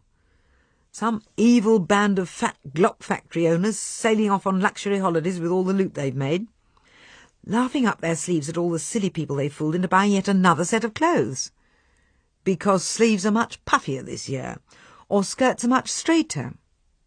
She narrowed her eyes suspiciously. "You know, I wouldn't be at all surprised if they owned all the glossy magazines as well. Wouldn't that be the cleverest thing? And wouldn't it be a cheek? First you rip everyone off by selling them 40 pages of fashion news, and then you sit back and watch them trailing round the shops like sheep, ripping themselves off by buying stuff they'd never have thought of without you. No wonder they're laughing." Bonny turned to stare through the glass. "Do you suppose that Mrs. Oppeline is in on it?" "Mrs. Oppeline? In the pay of the glop men? Do you really think so?" "I don't know." Together they watched Mrs. Oppeline. As usual, she was all excited about something. This time it appeared to be yet another of the pretty tubes and pots and bottles spread on the tabletop at her side. Bonny flicked up the sound. "With lanolene filtrate and a specially selected cationic derivative." Bonny flicked the sound down again. "I don't know," Toby said dubiously. "She's never sounded like a fake to me. And she has such an honest face. I honestly think she believes it." "Sincerely? All of it?" Now it was Toby's turn to flick up the sound. "With that super protein conditioning that does so much to adjust the pH balance and improve the texture of—" He flicked it down. "She wouldn't have to be one of the gang," he said. "In fact, it probably works better for them if she truly believes everything she says. Then she can't turn on them or spill the beans. She'll just go round her whole life spreading the word like a preacher. Smeary is dreary. You have to suffer to be beautiful." "Yes." Bonny swivelled on the chair. "It's about as clever a plan as you can get. You set it off with a few fancy photographs, and then sit back and watch people like Mrs. Oppeline rush in and keep it going. Like unpaid police officers, herding everyone along in the right direction. Walk as if you were dancing," Bonny mimicked bitterly. "Smile nicely, twirl neatly, keep your knees together. And when she's not around, there's all those little beauty helpers of hers to keep it going." Again she was mimicking. You're not going to eat both those slices of pizza, are you? Do you realise it's fried? You don't look as if you fell to earth from Planet Fashion. They can be a whole lot worse than that, said Toby. At least the police have rest days. This lot never stop going on at one another, keeping themselves up to scratch. He flicked on the microphones in the corners of the room where Mrs. Opperline's girls were scattering to get themselves ready for the Curls and Pearls show. Both of them listened. "I think you should get your hair highlighted again," Serena was telling Cindy Lou. "It's beginning to look just that tiny bit mousy." "Perhaps the pink frock suits your colouring better," Amethyst was suggesting to Angelica. "Are those split ends in your hair?" Sarah Jane was asking Esmeralda. "Maybe it's time for a trim." "Your hem's just the tiniest bit uneven," Lulu was warning Suki, "though it hardly shows at all from the front." Bonny shook her head. "I don't know how they can stand it. It's like listening to dripping taps." They eavesdropped some more. "Fat people should never, ever tuck in their blouses," Christelle was pontificating firmly. "It makes them look awful, just awful." "You should always smile in a mirror to check your teeth after eating spinach," Pearl was telling Araminta. "You should never wear aubergine eyeshadow with a pink top," Cindy Lou was explaining to Cookie. "The colours simply shriek at one another." "Always rest your weight on your back leg and point the other towards the camera," Pearl was informing Sarah Jane. "So many rules," Toby said wonderingly. "You must always, you should never." "Magazines are full of rules," Bonny told him. "Well, not even rules, really. Orders. Don't wear this with that. Rub this in your face before you paint that on. Walk like this. Sit like that." "It was like that in my nursery school," Toby remembered. "Hang up your coat nicely, put your wellies in the corner, wash your hands before snack time." "But you were 4. "If any magazine I bought kept giving me orders," Toby said, "I'd chuck it in the nearest bin." "But they just try a bit harder." They watched Serena struggling into her outfit. "They don't even buy clothes that fit them," Toby observed ruefully. "They force their bodies into fitting the clothes." He pointed through the glass. "Look at her face. She's astonished that she's managed to fasten that waistband." "No, she's not," Bonny corrected him. "She's just striking a pose. Esmeralda's probably just told her amazed is her best look and makes her eyes look big and round." Toby turned away in disgust, but Bonny couldn't help carrying on watching. "They're like caged birds," she said. "The door's wide open, but instead of flying off they spend their whole time making pretty Millie the Model poses on their perches and fluffing up their feathers." "Mrs. Opperline's been running this charm school for years," Toby told Bonny. "Some of them must have broken out and got a life. Why haven't this lot followed?" "Because they don't see why the others left. When someone decides this is a waste of time and stomps off home to do something more interesting, all of them think, oh, she's just a bad loser. She's leaving because she knows she'll never win." Perhaps they wouldn't be quite so happy to stay in their cages if you told them Mrs. Opperline was part of a horrible plot to take their money and use up their lives. "They'd never believe me," said Bonny. "They all think she's wonderful, so kind and encouraging. Look how she didn't even order me out after the fuss with the pizza, in case there'd be no lights or music for their precious show." Bonny pointed at radiant, shawl-swirling Araminta. "Besides," she added forlornly, "she's already told them all that I'm just jealous." Again it came, that pang of something precious lost forever. She turned to Toby for comfort, but he too was staring wistfully out through the glass. "You'd think that if you'd already managed to win that stupid glistering tiara of theirs at least once, you'd be able to stop bothering. But you take that lovely raven-haired Sarah Jane. She was Miss Sweet Caroline ages ago, but still she seems to do nothing at all except worry about what she looks like." He looked so mournful that Bonny couldn't help remembering Christelle's arch look at lunch and Sarah Jane's blush. To try and cheer him, she put her irritation with the girls aside and stuck up for Sarah Jane.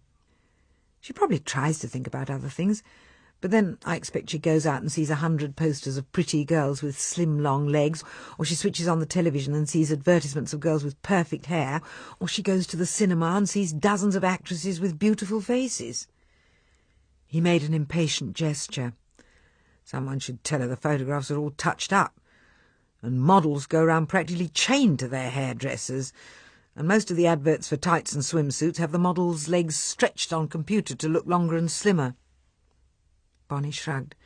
I expect they've been told all that already. But just so long as somewhere in the world there's one perfect person, one beautiful hair-flicking amethyst, they'll all just keep on trying, Bonny sighed. But you are right. Somebody ought to try and rescue them. Not me, Toby said hastily. I have to get back to the tea room before someone comes looking for me. And you should be getting on with sorting things out for their silly Curls and Pearls show. I suppose it's better than just sitting in here watching them. That's really sad. Don't feel too sorry for them. That's what they like most, being looked at. He pulled the door open. Feel sorry for their poor friends. Listening to people fussing about clothes and hair and how much weight they've put on is even more boring than being dragged around the shops watching someone look for clothes they don't need. Bonny grinned mischievously. Maybe some girls go to all this trouble to look nice for you. He waggled a finger at her. Don't kid yourself. I couldn't give a bean. No, they're doing it to impress one another and make a heap more money for the glop men. The glop men. As Toby hurried off, Bonny turned back to the glass. Could it be some great conspiracy? Like Toby, Bonny found it hard to believe that Mrs. Opperlein's beaming, enthusiastic face masked some vile plan to steal people's money by making them feel awful. After all, boys and men wasted time and money too. Look at the hours and hours her father spent slumped on the sofa watching 11 men, or was it 12, kicking some stupid ball up and down the pitch, then listening to even bigger idiots drivelling on about how they must be over the moon or totally gutted. At least the girls could sing and dance and knew how to wear their clothes properly. The boy next door spent all his money on new football stuff, and his team changed it time and again. He didn't get to decide when to stop wearing it. The team manager decided for him. That was fashion too. Her head was spinning. She was almost glad when bossy Cristal poked her great puffy-haired head around the door and said to her officiously, "Nearly time to start. Pass me that box, please." Bonny looked behind her. There on the shelf was a box labelled "Number Discs." She handed it over. Cristal disappeared, and Bonny turned up the microphones to hear what was happening. In the far corner, Mrs. Opperlein was putting the final touches to Lulu's cowboy sweetheart costume. Lulu was pouting at herself in the mirror. "Look at me, I look terrible." "I think you look very nice, dear." "No, I don't. I've got bags under my eyes, and skin so dry it's almost cracking."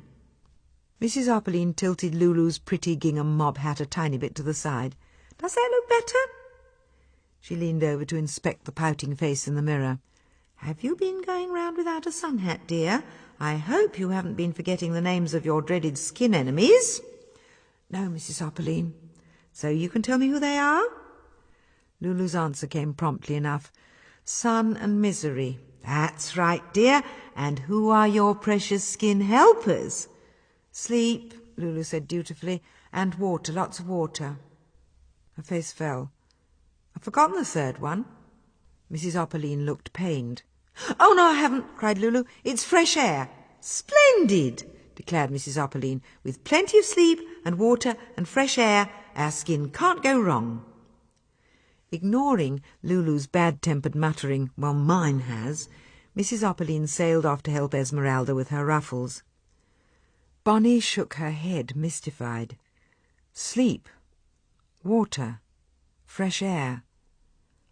All not just cheap, but free. How could Mrs. Opperlein be part of some fiendish plot to take people's money? Surely, if that were true, then she'd be busy trying to persuade poor Lulu that what she needed was a costly pot of Glamour Puss face cream or an expensive tube of Skin So Soft.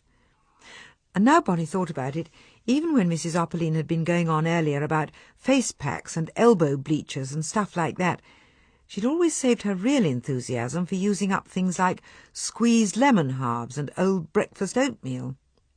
No money in those.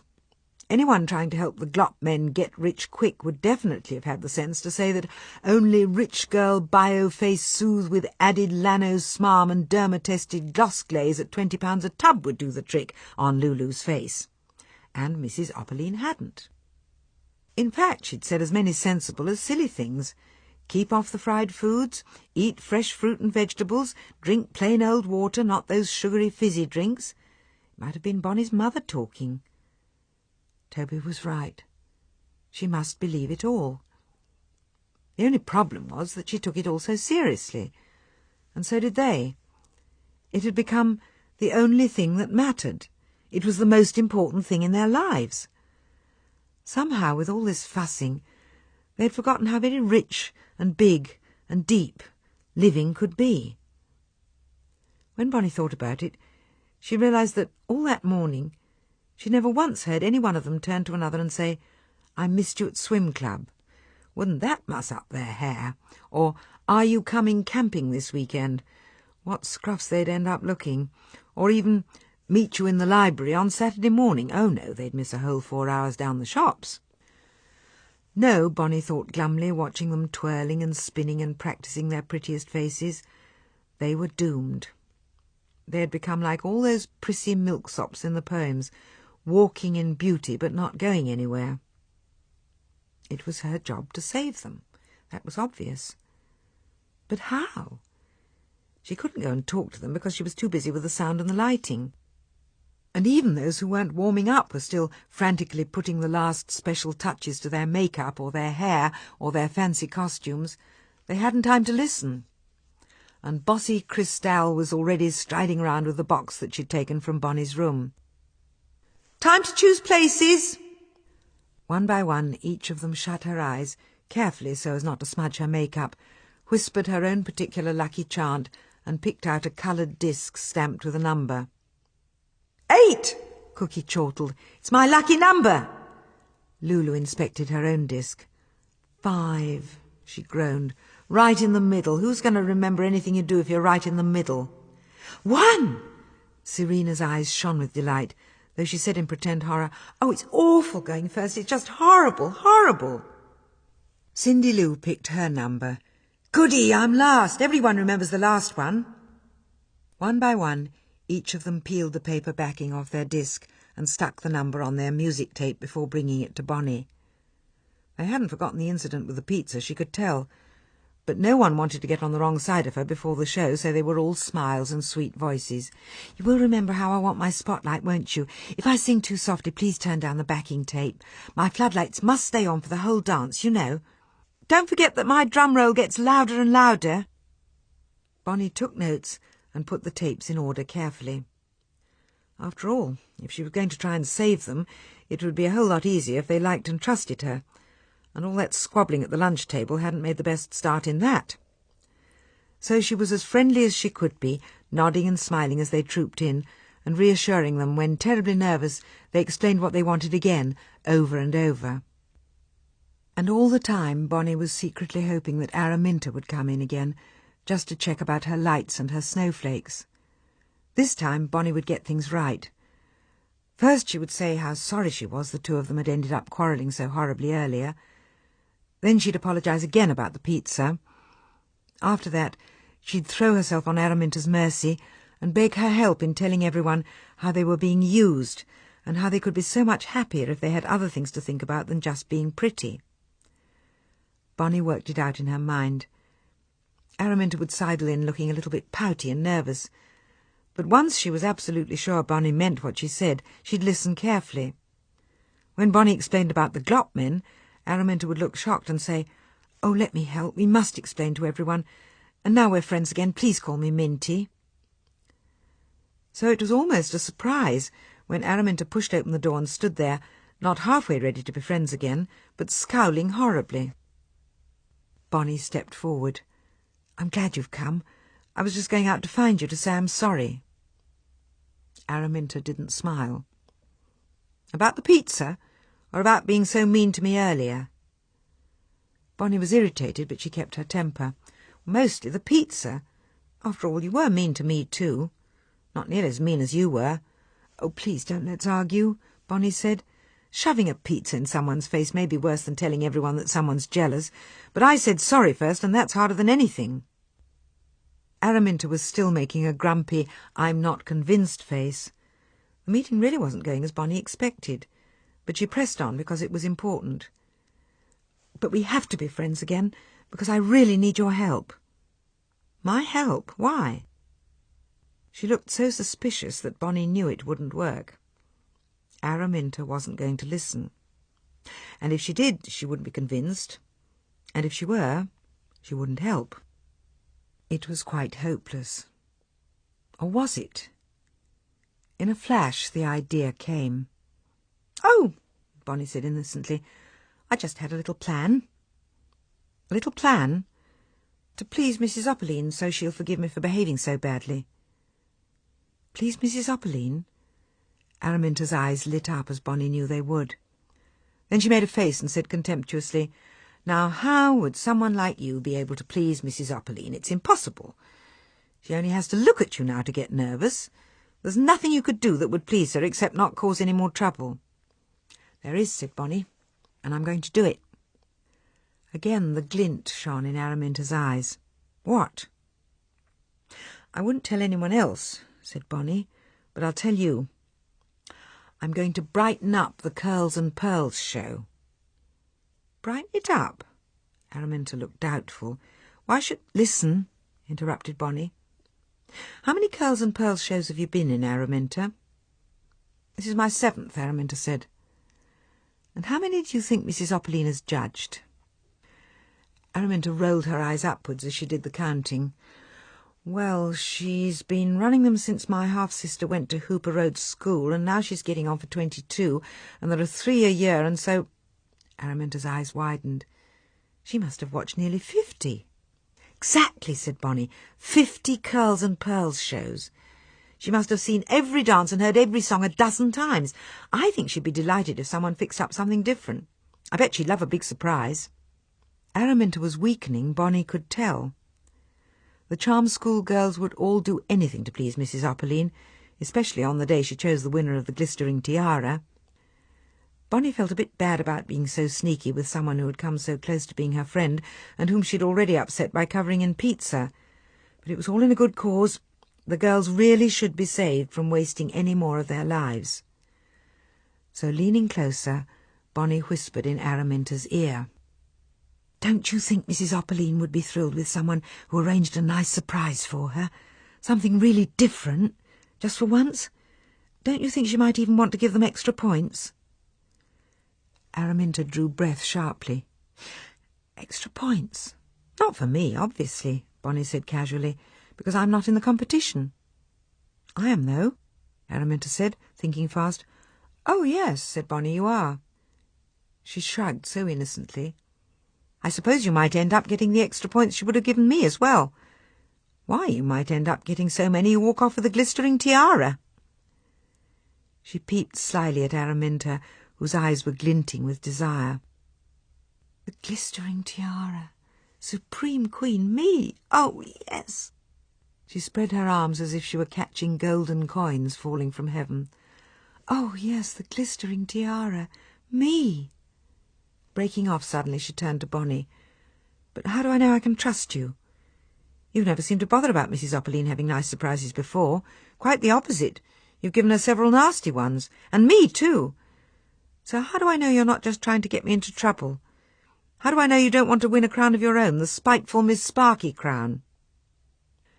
Turning on Araminta that same deeply reproachful look that Mrs. Opperline had given her earlier, Bonny put her hand on her heart and said in all honesty, "I swear to you, Araminta, I'm doing this for the very, very best of reasons." Had she missed something? Did Mrs. Opperline dish out marshmallow hearts along with the handy hints every Saturday morning? For suddenly Araminta was smiling happily from ear to ear. Reaching out to take Bonny's hands, she spun her round and round just like before. "Yes!" she said, excited. "Let's do it! Let's do it together! It'll be enormous fun, and we'll give darling, darling Mrs. Opperline such a surprise!" Chapter 5. Serena was first. Crossing her fingers for luck, she tripped up the steps onto the stage, dressed in a frilly white bo-peep frock and carrying a crook garlanded with ribbons. Bonny wound the big handle labelled Backdrop 1, and down behind Serena unfurled a painted farmyard scene with crooked walls and horses peering over stable doors. Serena wheeled a cardboard wishing well onto the stage. It had a bucket dangling from its winding bar and painted weeds growing up its side. Serena turned her back to brush an invisible speck of dust from one of the frills on her frock. Bonny seized the moment. "Quick, Araminta," she whispered through the only microphone still on, sound out. "Push the well over the trapdoor." Araminta dashed on the stage and pushed the cardboard well a few inches over. Then she glanced up at Bonny at the controls and put her thumbs up. "Dear," Mrs. Opperline called, "shouldn't you be down here in your seat?" Araminta flashed Mrs. Opperline one of her stunning, star-spangled smiles. "I was just helping out a little," she explained, "because you've always said how very important it is to be as helpful as you can." And she dashed off between the drapes into the wings before Mrs. Opperline could argue. Serena turned back and gave the audience her prettiest smile. With her marking pencil in her hand, Mrs. Opperline gave her a little wave. "As soon as you're ready, dear." Serena nodded at Bonny through the glass, and Bonny slid the first tape into the cassette player. After a moment's silence, in which Serena's set smile gradually began to freeze, out came a swell of violins playing a sickly tune. Serena sprang to life. Pressing the back of her hand against her forehead, she began her song. My earring, I have lost it down the well. I reached over for the bucket, and into the depths it fell. Oh, what am I to do now? I am stricken, I am sad, for my earrings were a present from a handsome, charming lad." At this point, Serena began to twirl, while heavenly choirs on the tape kept up the chorus without her. Her earring, she has lost it down the well. Will her love survive this dreadful shock? Not one of us can tell." Following Serena's instructions, Bonny turned up the drum rolls. Serena pressed her dainty fingertips to her temple and started on the second verse.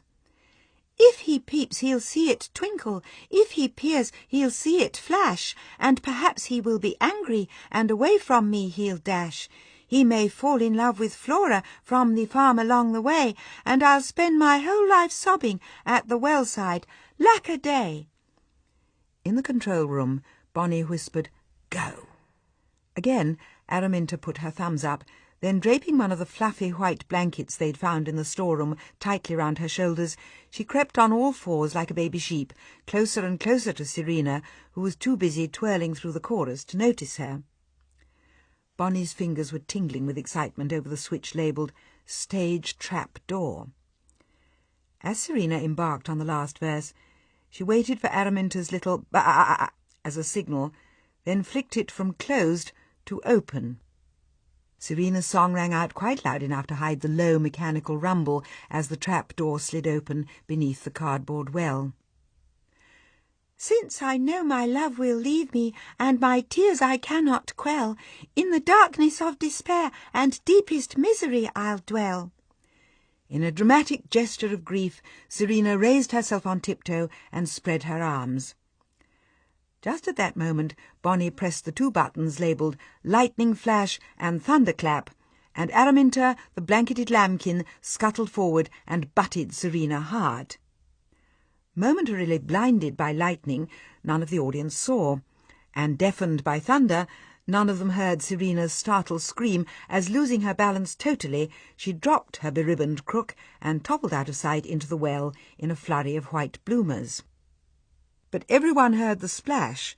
When she fell head-first in the water bucket, Bonny and Araminta had, giggling merrily, put underneath the trap-door earlier.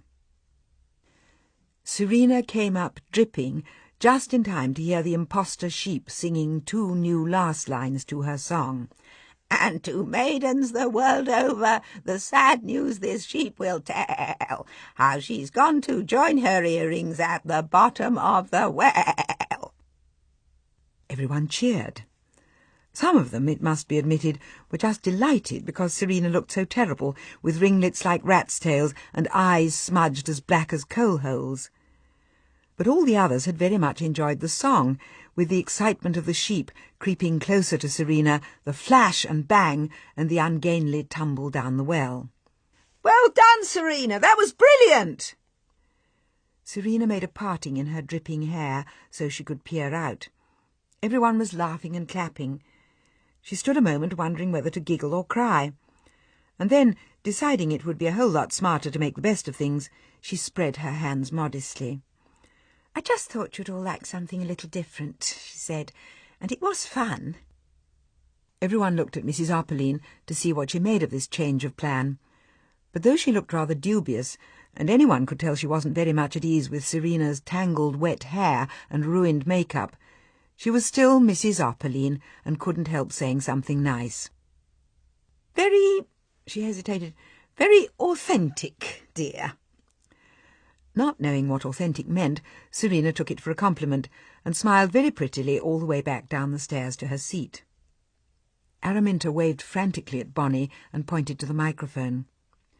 Bonny switched to sound in. "You were right," Araminta whispered excitedly. "Mrs. Opperline is enjoying it. She did want to change." She didn't have time to say more because Mrs. Opperline was already calling, "Next!" Esmeralda was next. Smoothing her slinky green skirt, she took her place on the stage. In her bright yellow top with matching petal hat, she looked exactly as she'd planned, like a willowy spring flower. Bonny flicked switches till the stage took on a sunlit hue. She wound down the backdrop Esmeralda wanted, another country scene, and dropped special effects sheets into the slots of the lanterns. Across the stage appeared a sprinkling of yellow dots like a rash of spring flowers, and spinning across the painted blue sky were a host of puffy white clouds. "The Buttercup Song," declared Esmeralda. Waving her body from side to side, she started off. "Gentle country breezes sway me to and fro, kiss me and caress me, and make me lovely grow." In the control room, Bonny switched on a tape of sounds labelled Weather, and in the wings, Araminta turned the knob of Mora's wind machine on to Breeze. On the stage, Esmeralda's petal hat lifted and fluttered prettily, but on she sang. "Lovely winds of heaven, raise my petals high, to keep me ever busy, worshipping the sky." Bonny forwarded the weather tape on to Very Windy, and Araminta turned the wind machine up a notch to match. Esmeralda looked startled as her petals flapped violently. Clutching the rim of her hat, she raised her voice above the gathering sound and embarked on her third verse. "Fearful storms of winter shall not come my way. Safe and warm I stand here on this mild spring day." Araminta winked at Bonny through a gap in the side drapes, and both of them, giggling, turned up to Storm. One by one, all of Esmeralda's petals tore from her hat and flew off into the wings. Esmeralda was horrified. But Mrs. Opperline was still staring kindly, if a little bemusedly, in her direction. And one of the things she always said over and over was, "The worst thing you can do on stage is stop. Whatever happens, dears, press on, press on." So, bravely gripping the last remaining shreds of hat trim, Esmeralda sang on. "What care I for tempests? I shall have no fear. A proud and yellow buttercup, simple flower of cheer." On the last note, Bonny and Araminta switched up to Tempest. Esmeralda's frock ripped off and swirled away into the wings. Determined not to fail at the last minute, Esmeralda resolutely bawled out the last verse in her vest and knickers. "See me in my beauty, watch me in my pride, a glorious golden buttercup, springtime's happy bride." Still grinning at one another, Bonny and Araminta switched to Off. Just for a moment, Bonny feared there might have been some electrical fault, because out in the big room the noise seemed to be carrying on without fading. But then she realised it was all the others, roaring their approval. Esmeralda, that was the funniest thing I've ever seen. Brilliant. You're so clever keeping it a secret till the show. You never told us you were so good at comedy skits. While they were all applauding long and loud, Araminta rushed round the back of the stage and lifted Esmeralda's slinky green skirt off the lantern from which it was dangling. She ran on stage and handed it to Esmeralda, who hugged it to her body and proudly took bow after bow. Then nervously Esmeralda looked at Mrs. Opperline. Mrs. Opperline's lips pursed. On the one hand, here was a girl with blown-about hair standing unashamedly on a stage in her underwear, but on the other hand, everyone was cheering frenziedly, and she did so want all of her girls to be happy. "Well, dear," said Mrs. Opperline at last, choosing her words with care, "that was a shade outlandish, I confess, but I think everyone enjoyed it thoroughly." Esmeralda beamed. She wasn't sure quite what outlandish meant, but she knew about enjoying things thoroughly, especially warm applause. In fact, she wouldn't mind trying the song all over again sometime soon. She could do it even better. She could put in some of those silly faces she made to amuse her baby sister. And she could rewrite the words of the song so it was a weather forecaster standing there. That would be even funnier. Or she could... "Next!" called Mrs. Opperline firmly. Amethyst floated up the steps onto the stage, flicked her hair, and stood shyly in her glorious silver gown, cradling a glittering wand. She couldn't help feeling a little bit more nervous than usual. The other two had had such very exciting acts. They'd been such fun to watch. And all she had was... Well, never mind. What Mrs. Opperline always said was, "Don't waste time wishing yourself like other people. Just make the best of what you have." What she had was pretty unexciting, but she'd make the very best of it. "I'm going to perform the Dance of the Evening Star," she explained to them carefully. "I'm going to be Starlight. As evening falls around me, I wake and flutter to and fro, touching the wonders of nature lightly with my starry wand." She waved it to show them. "And everything glistens with starlight, just for me, because everything loves me so much." In the control room, Bonny shook her head in amazement that anyone would willingly dance something so soppy. She couldn't imagine anything more likely to banish any lingering doubts she might have had that she was doing Mrs. Opperline's girls a giant favour, sparking up their Curls and Pearls show. "Anyway," went on Amethyst, "I dance all night, except that, obviously, in the dance the night only lasts 2 minutes. Then I curl up in my forest dell and fall asleep. And daybreak comes. Then I wake up and flee." "Lovely," said Mrs. Opperline, filled with relief that one of her precious girls at least was planning something more ladylike and traditional. "Lovely, dear Amethyst. I do so look forward to seeing how very elegantly you can flee." Amethyst smiled. Her beautiful face lit up. "Yes," she admitted, "I have been practising fleeing." She turned to face the glass window and nodded at Bonny, who slid in music tape number 3 and wound down the forest backdrop Amethyst had chosen earlier. Amethyst curled in a neat silver ball, and everyone waited. Out swelled the music. As its busy first bars gave way within moments to a more sleepy, going-to-bed sort of melody, the silver ball that was Amethyst gradually uncoiled a little, and the glittering wand waved gracefully in the air. Then she rose to her feet and looked around, making grand gestures of surprise and delight, as if she'd never seen an evening before. And she'd certainly not seen one like this.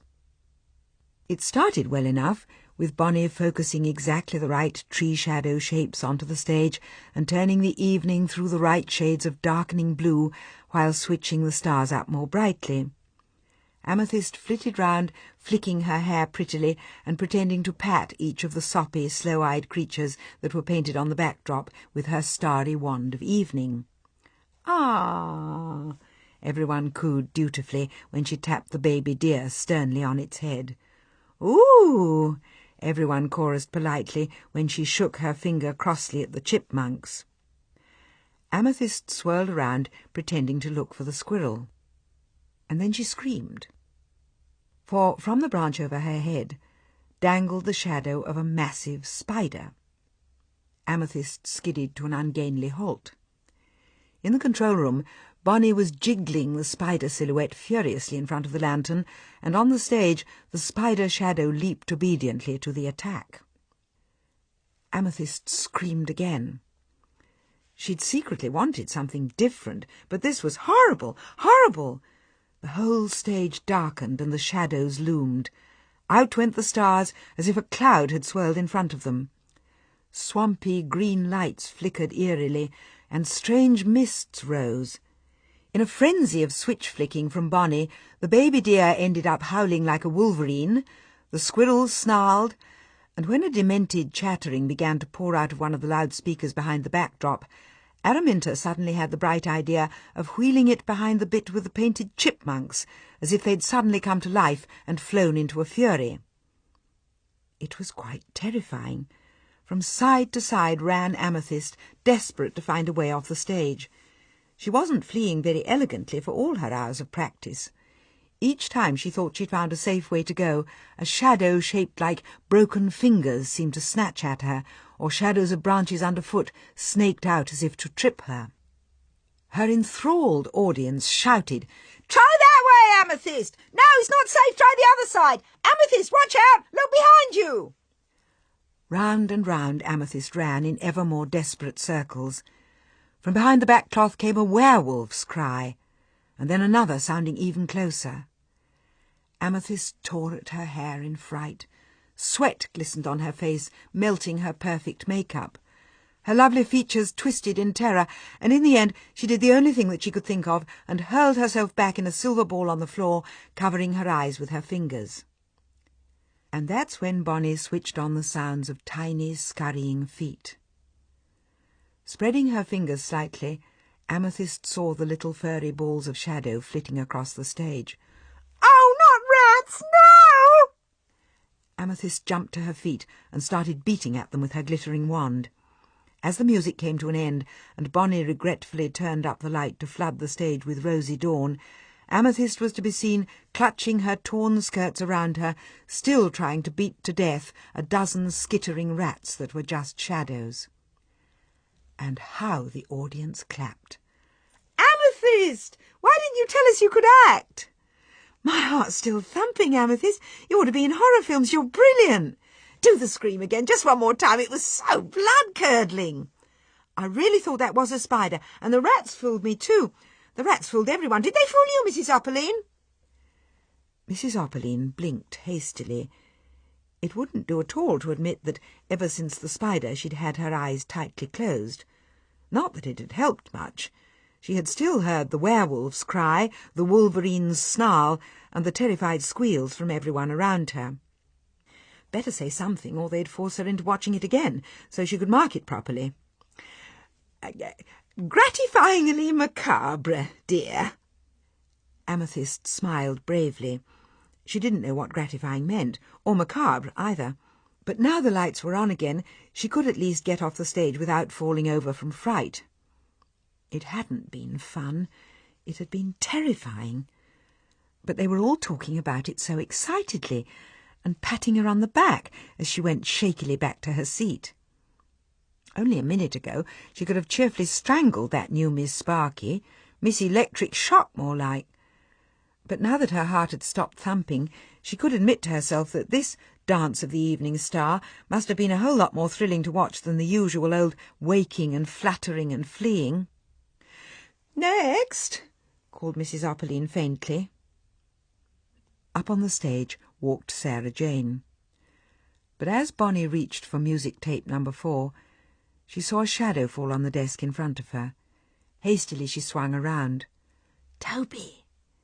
He nodded through the glass towards the stage. "Brilliant," he told her. "Stunning, a real spectacular. It's quite amazing how much you've picked up in one short day." "Araminta's been helping. It turns out she knows a whole lot more than she ever realised. She's a real star at—" He wasn't listening. He was looking worried. "But you must promise me you won't make a fool of Sarah Jane." Bonny couldn't help staring. "Oh, come on," she managed to get out at last. "If it's all right for the others, then it's all right for her. Sarah Jane is no different." "She is to me," Toby said stubbornly. He blushed. "I know that she can be as silly as all the others, but still I don't want her ending up head down in a well with her bloomers showing, or singing in her vest and knickers, or running round screaming." "Nothing wrong with that," Bonny said, equally stubbornly. "They're all enjoying it, you can tell." "It doesn't matter if she does it," Toby said. "It just matters that she gets to choose, and you haven't asked her." Bonny was silent. It was no more than the truth. But they were halfway through the show now. She wasn't going to stop for anyone. Bonny turned back to the controls. "Sorry, Toby," she said firmly, "but I'm afraid Araminta and I are running this show." She felt a finger in the small of her back. "Well, I'm afraid I'm warning you and your very good friend Araminta. Don't mess with Sarah Jane's song, or you'll regret it." Bonny made a face. So Cristal was right. Toby was soft on Sarah Jane. But that was no reason for the two of them to change their plans. Araminta had already filled the bucket with water, and what could Toby do to them anyway? The day was very nearly over. How could a tea-boy cause trouble for them? It was an empty threat, of course he couldn't. And then it struck her. Yes, he could.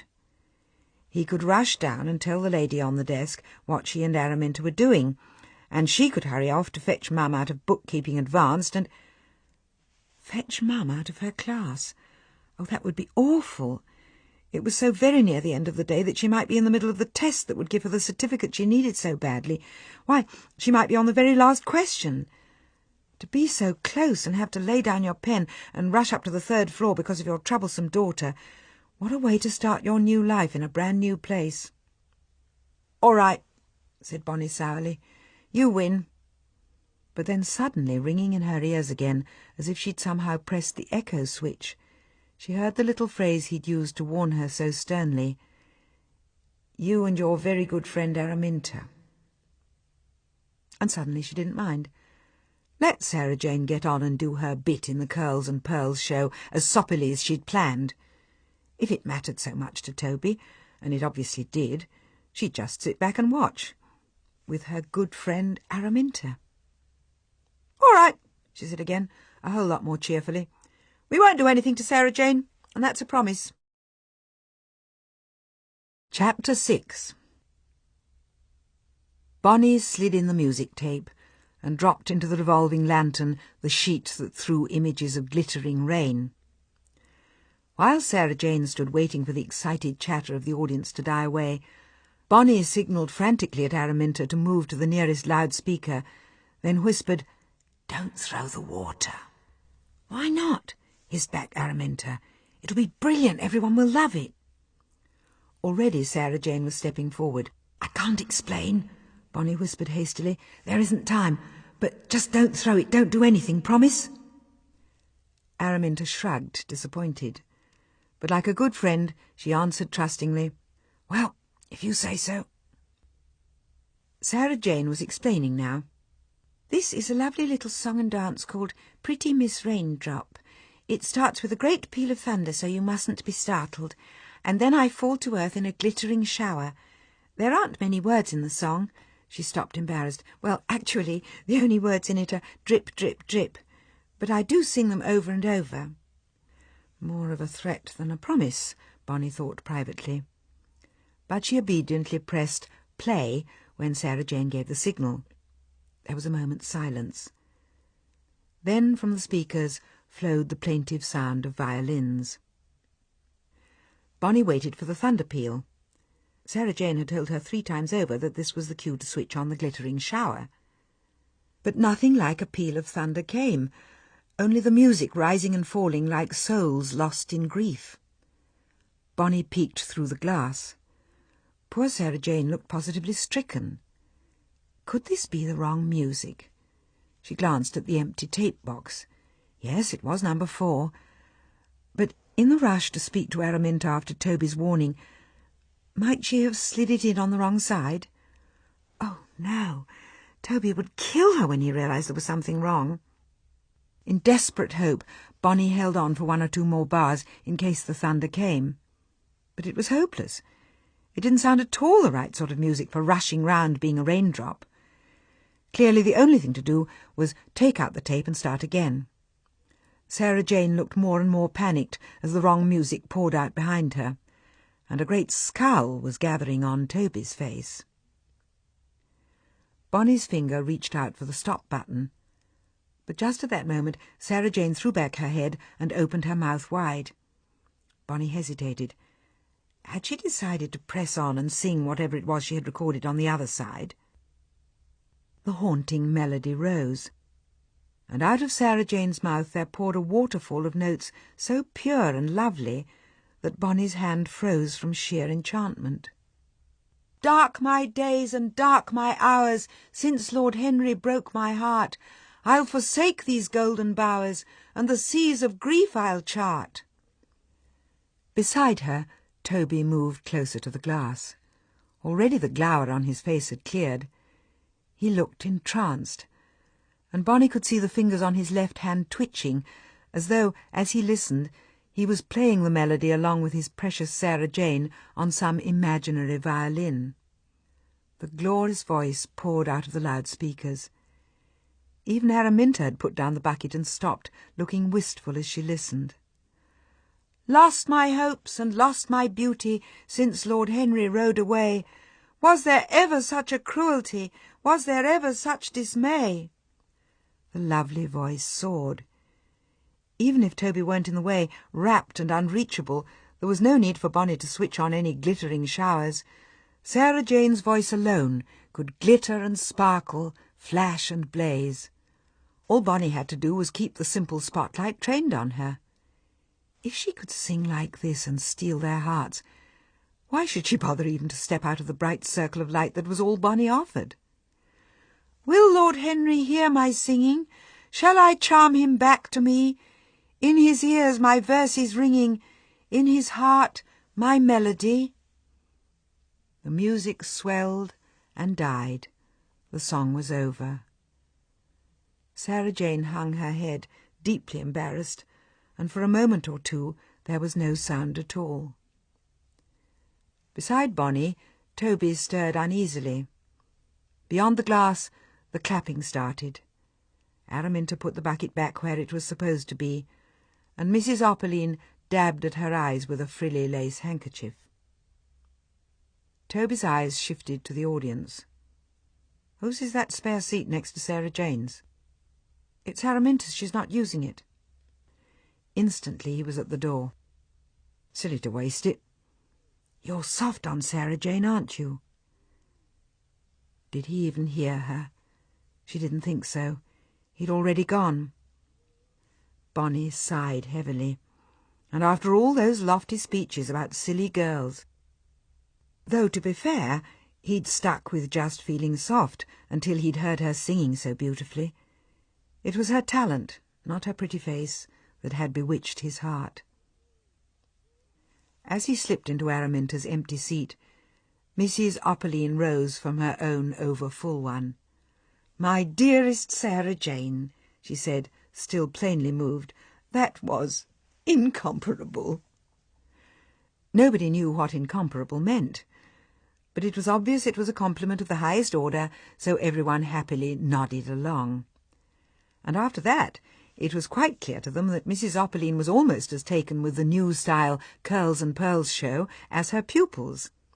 "Memorable, dear, memorable," she said, enchanted, after Lulu's Cowboy's Sweetheart song, when Araminta popped up behind the cardboard stockade wearing the bison horns she'd found in the stockroom, and Bonny turned on the tornado and sent Tumbleweed bouncing across the prairie backdrop. "Exotic!" she marvelled after the firework explosions that shook the stage all through Cristal's lullaby. "Rivetingly tasteless, dear," was her judgment after Angelica's Beauty and Her Mirror song, during which Bonny fiddled with the lighting until Angelica aged horribly before their eyes, then turned into a skull. "Disquietingly vertiginous," she said faintly, when Araminta's own turn finally came round, and Bonny made the snowflakes swirl so fast that Araminta finally got dizzy and fell over. And how Bonny managed to turn Cookie's pretty fairy ring of mushrooms into that waterlogged swamp of crocodiles, Mrs. Opperline swore she'd never know. At last it was over. Cindy Lou swatted out fiercely one last time at all the shadow bats that had so mysteriously swooped in to join her gracious tea-time with the vicar mime. Down came the curtain, and Mrs. Opperline sailed up the stairs and stood on the stage apron. "Well, dears," she declared, "that was, And for the first time in her life, Mrs. Opperline was lost for words. "Such fun!" said Araminta, coming out of the wings and hugging Mrs. Opperline. "Such wonderful fun!" "Marvellous!" called out Lulu. "Fabulous! Terrific!" Pearl hugged herself. "It was," she breathed in ecstasy, "the very best Curls and Pearls show ever." Mrs. Opperline capitulated graciously. "Yes, dears, I do agree it made the most amusing and interesting change, and we must certainly think of doing it that way again some other time." "Not just some other time, Mrs. Opperline, next time. Not just next time, Mrs. Opperline, every time." Mrs. Opperline looked down at them, startled. Where were the modest and amenable girls with whom she'd spent the morning? Sitting in front of her now were a crowd of smudged, untidy urchins, fidgeting and grinning and calling out uncurbed. "Now, girls," she reproved them, "aren't we beginning to forget that we tried to stay very best friends with Miss Manners?" At the words "very best friends," Araminta swivelled in her seat and blew a sparkling Araminta-ish kiss at Bonny through the glass. Bonny had never blown a kiss before. Like lots of other things in charm school that day, it was a first. She blew it back, while Mrs. Opperline went on with her lecture. "In fact, dears, as you know, ladies never shout out like this when they want something. They simply think of a roundabout way of suggesting it nicely, in the hope that—" But no one was listening. "Mrs. Opperline!" Pearl's voice rose over the others. "That was such fun that I don't think I could go back to doing it the old way. There was just too much sitting around and waiting, and watching everyone else mince up and down looking pretty was boring too." She sighed wistfully. "I had such fun today. Amethyst was brilliant. I wish I could act like that." Suddenly a thought struck her. "Do they do acting classes here as well?" Some of those listening couldn't help noticing there was a shade of bitterness in Bonny's voice as it came through the loudspeaker. "Yes, there are acting classes, but they don't start till next week." Once again, Mrs. Opperline found herself facing unladylike chaos. "Acting, yes! Oh, I'd adore to learn to act. And are there painting classes too? If there were, I'd go to them. Then I could paint Amethyst an even creepier forest backdrop." "Saturdays," Bonny informed Suki. 2 till 4, bring your own paints. Sarah Jane should take singing or choir. If I had a voice as lovely as hers, I wouldn't want to waste it. Tuesdays at 6. I've always wanted to learn juggling, personally. Thursdays from January till April. Did you see the tornado and the prairie and the swamp full of crocodiles? I'd love to know more about those sorts of things. Natural geography, Bonny informed her through the loudspeakers. On Wednesdays at lunchtime, repeated Friday nights. Mrs. Opperline saw her class melting away before her eyes. Girls, she said. Perhaps Pearl's right. Maybe it would be nice to, she wondered how to put it, broaden out a little. What? Learn a few other things, like how to work the lights and the sound? And make people laugh? And tell jokes? And juggle? Excellent. In that case, I'll certainly be coming back. Me too. And me. Mrs. Opperline looked thrilled. Really, dears? Oh, I'm so pleased. And maybe over time we'll get to find extra things to interest everyone. A dreamy look spread over Cookie's face. I'll tell you what interested me. Those astonishing fireworks, they were breathtaking. My breath, Christelle reminded her. I was so terrified I could hardly finish my lullaby. Oh, but they looked so real. I loved them. The dreamy look sharpened. Do you suppose that we could broaden out enough to learn how to make fireworks, Mrs. Opperline? Mrs. Opperline blanched. No, dear, I don't think so. I fear if we took up with flashes and explosions, we'd end up stepping on Dr. Hooper's toes. Who's Dr. Hooper? Chemistry, Bonny informed them. Tuesdays at 5. She couldn't help adding with the tinge of bitterness they'd all come to recognise. But that's another class that doesn't start till September. That's fine, I'll wait, said Cookie. Do you want to come with me, Angelica? No, Angelica was adamant. I'm definitely off to do geography. How odd, thought Bonny, still in the control room. Only this morning they'd have been wishing one another away sick in bed or off on holiday, so there'd be fewer of them out to win the glistering tiara. Now they were asking one another to come along to these new classes, even the ones who hadn't seemed good friends before. Lulu, will you come? Lulu was torn. The fireworks were lovely, but no, I'm still going to choose painting. Mrs. Opperline looked crestfallen. Suki consoled her. Never mind, you mustn't worry. You'll still have plenty of people. Because now we won't be just walking in boring old beauty all the time. A lot of our friends will probably start coming too. Mrs. Opperline clasped her hands eagerly. Oh, do you think so? I'm sure so. Now that we won't be spending all our time suffering to be beautiful. Cookie looked up. If we don't have to suffer to get in those frocks all the time, then I'll come back to charm school as well as chemistry. Under her breath she added mischievously, and I'll have 2 slices of pizza if I'm hungry. I'll carry on coming as well. Me too, and me. Mrs. Opperline cheered up. Well, dears, she said, perhaps it's all for the best.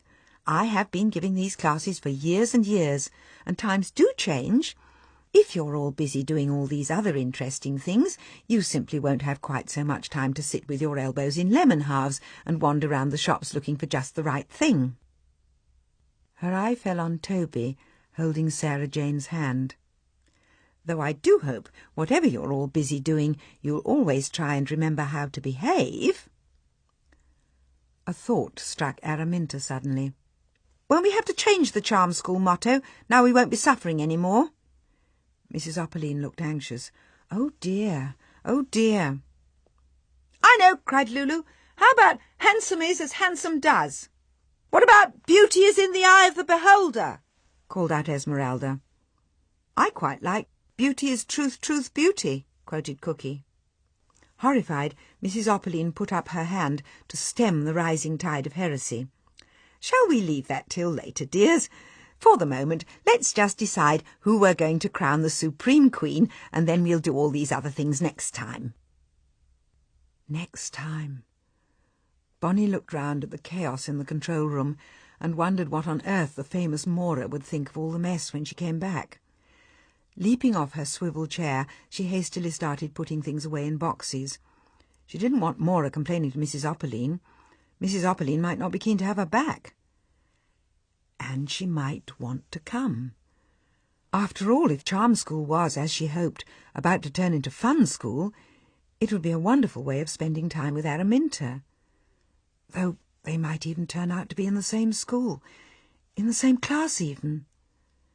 Thinking how wonderful this would be, Bonny stuffed one slide and stencil and cassette after another into what she hoped were the right places. She was still busy putting things away when Araminta burst in. "Ah," Bonny joked, "just the person I need, Miss Tidy by nature." But Araminta wasn't listening.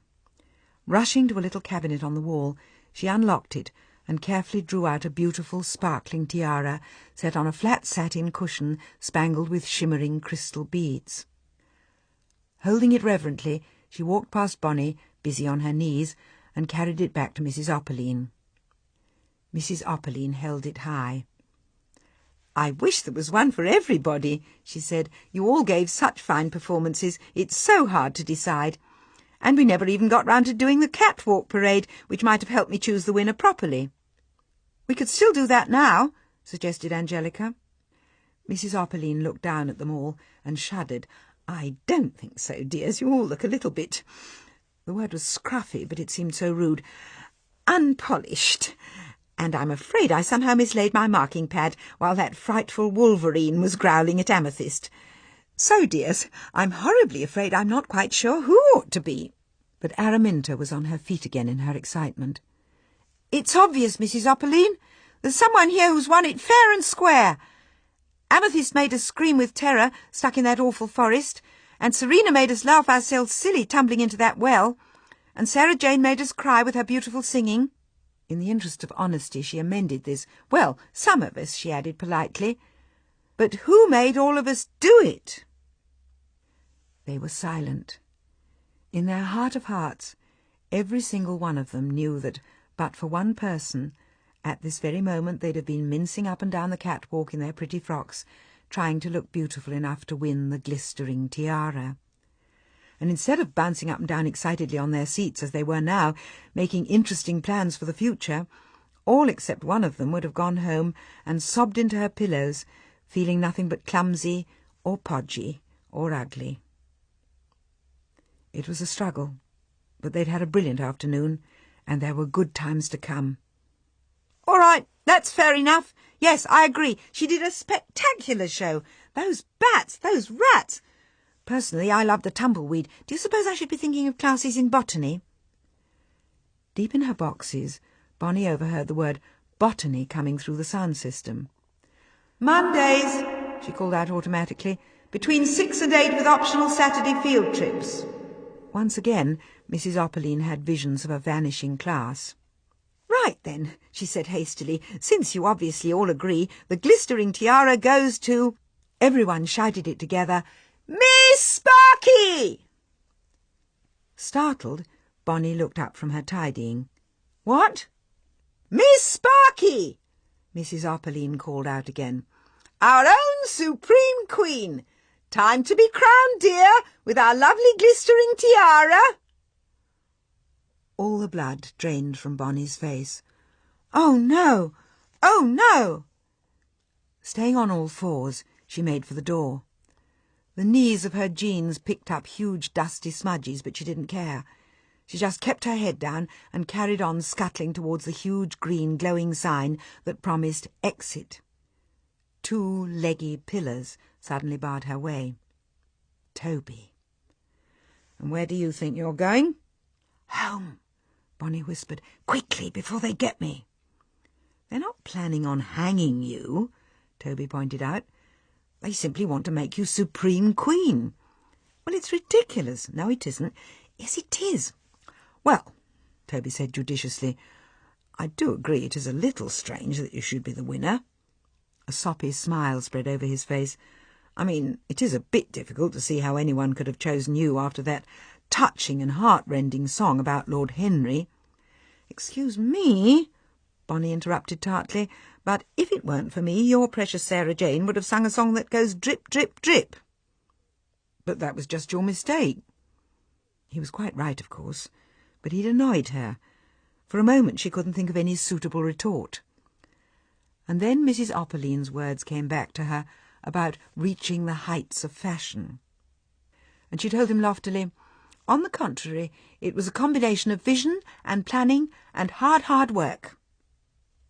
He looked impressed. "Oh, well," he said, "in that case, fair enough. After all, Sarah Jane probably has a whole lifetime of singing prizes in front of her." He blushed.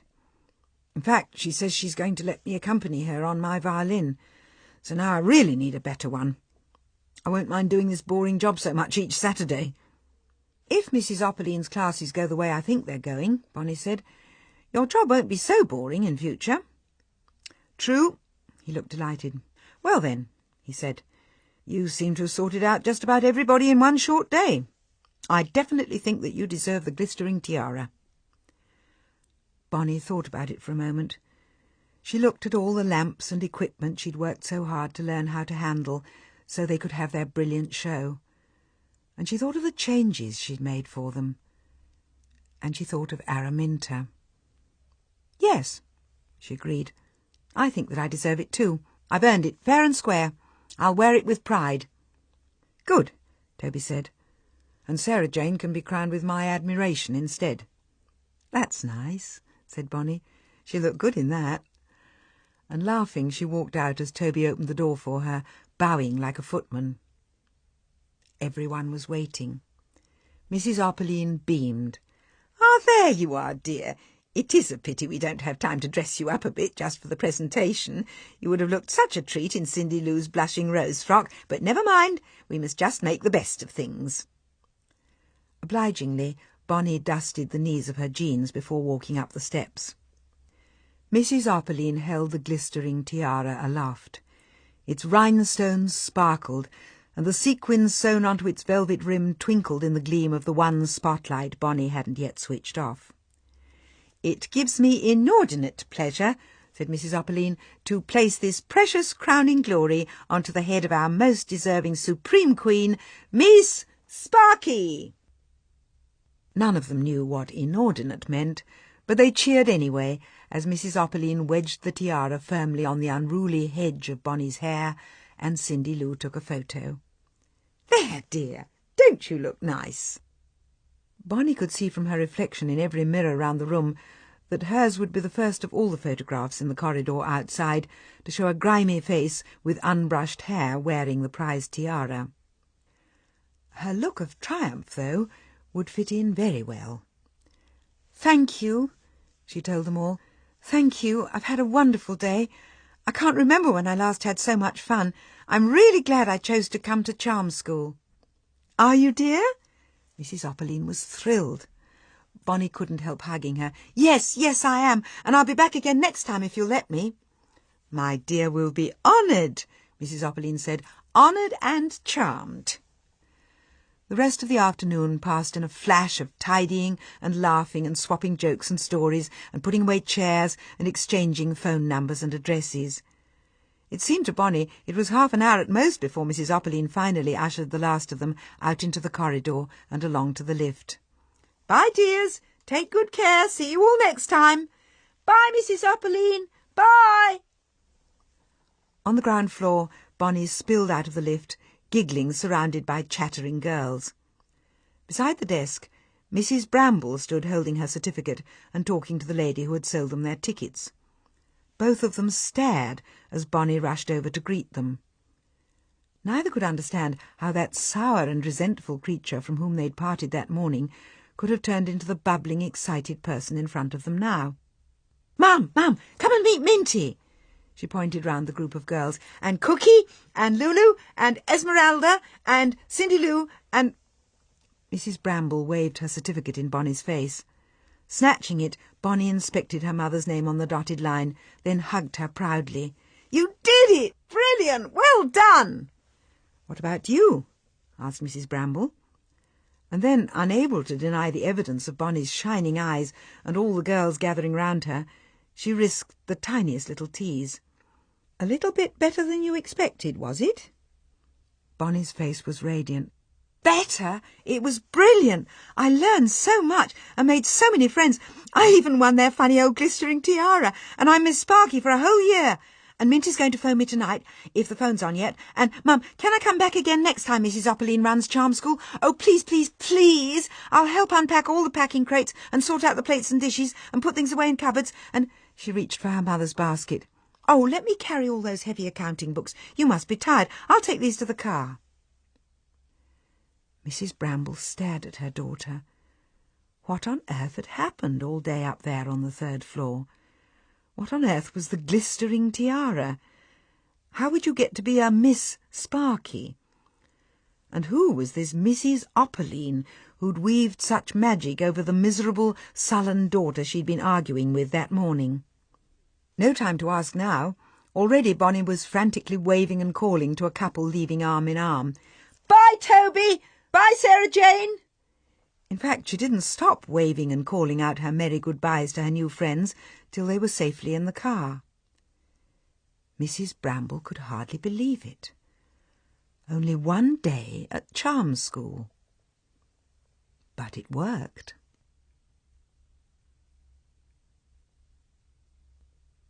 The end.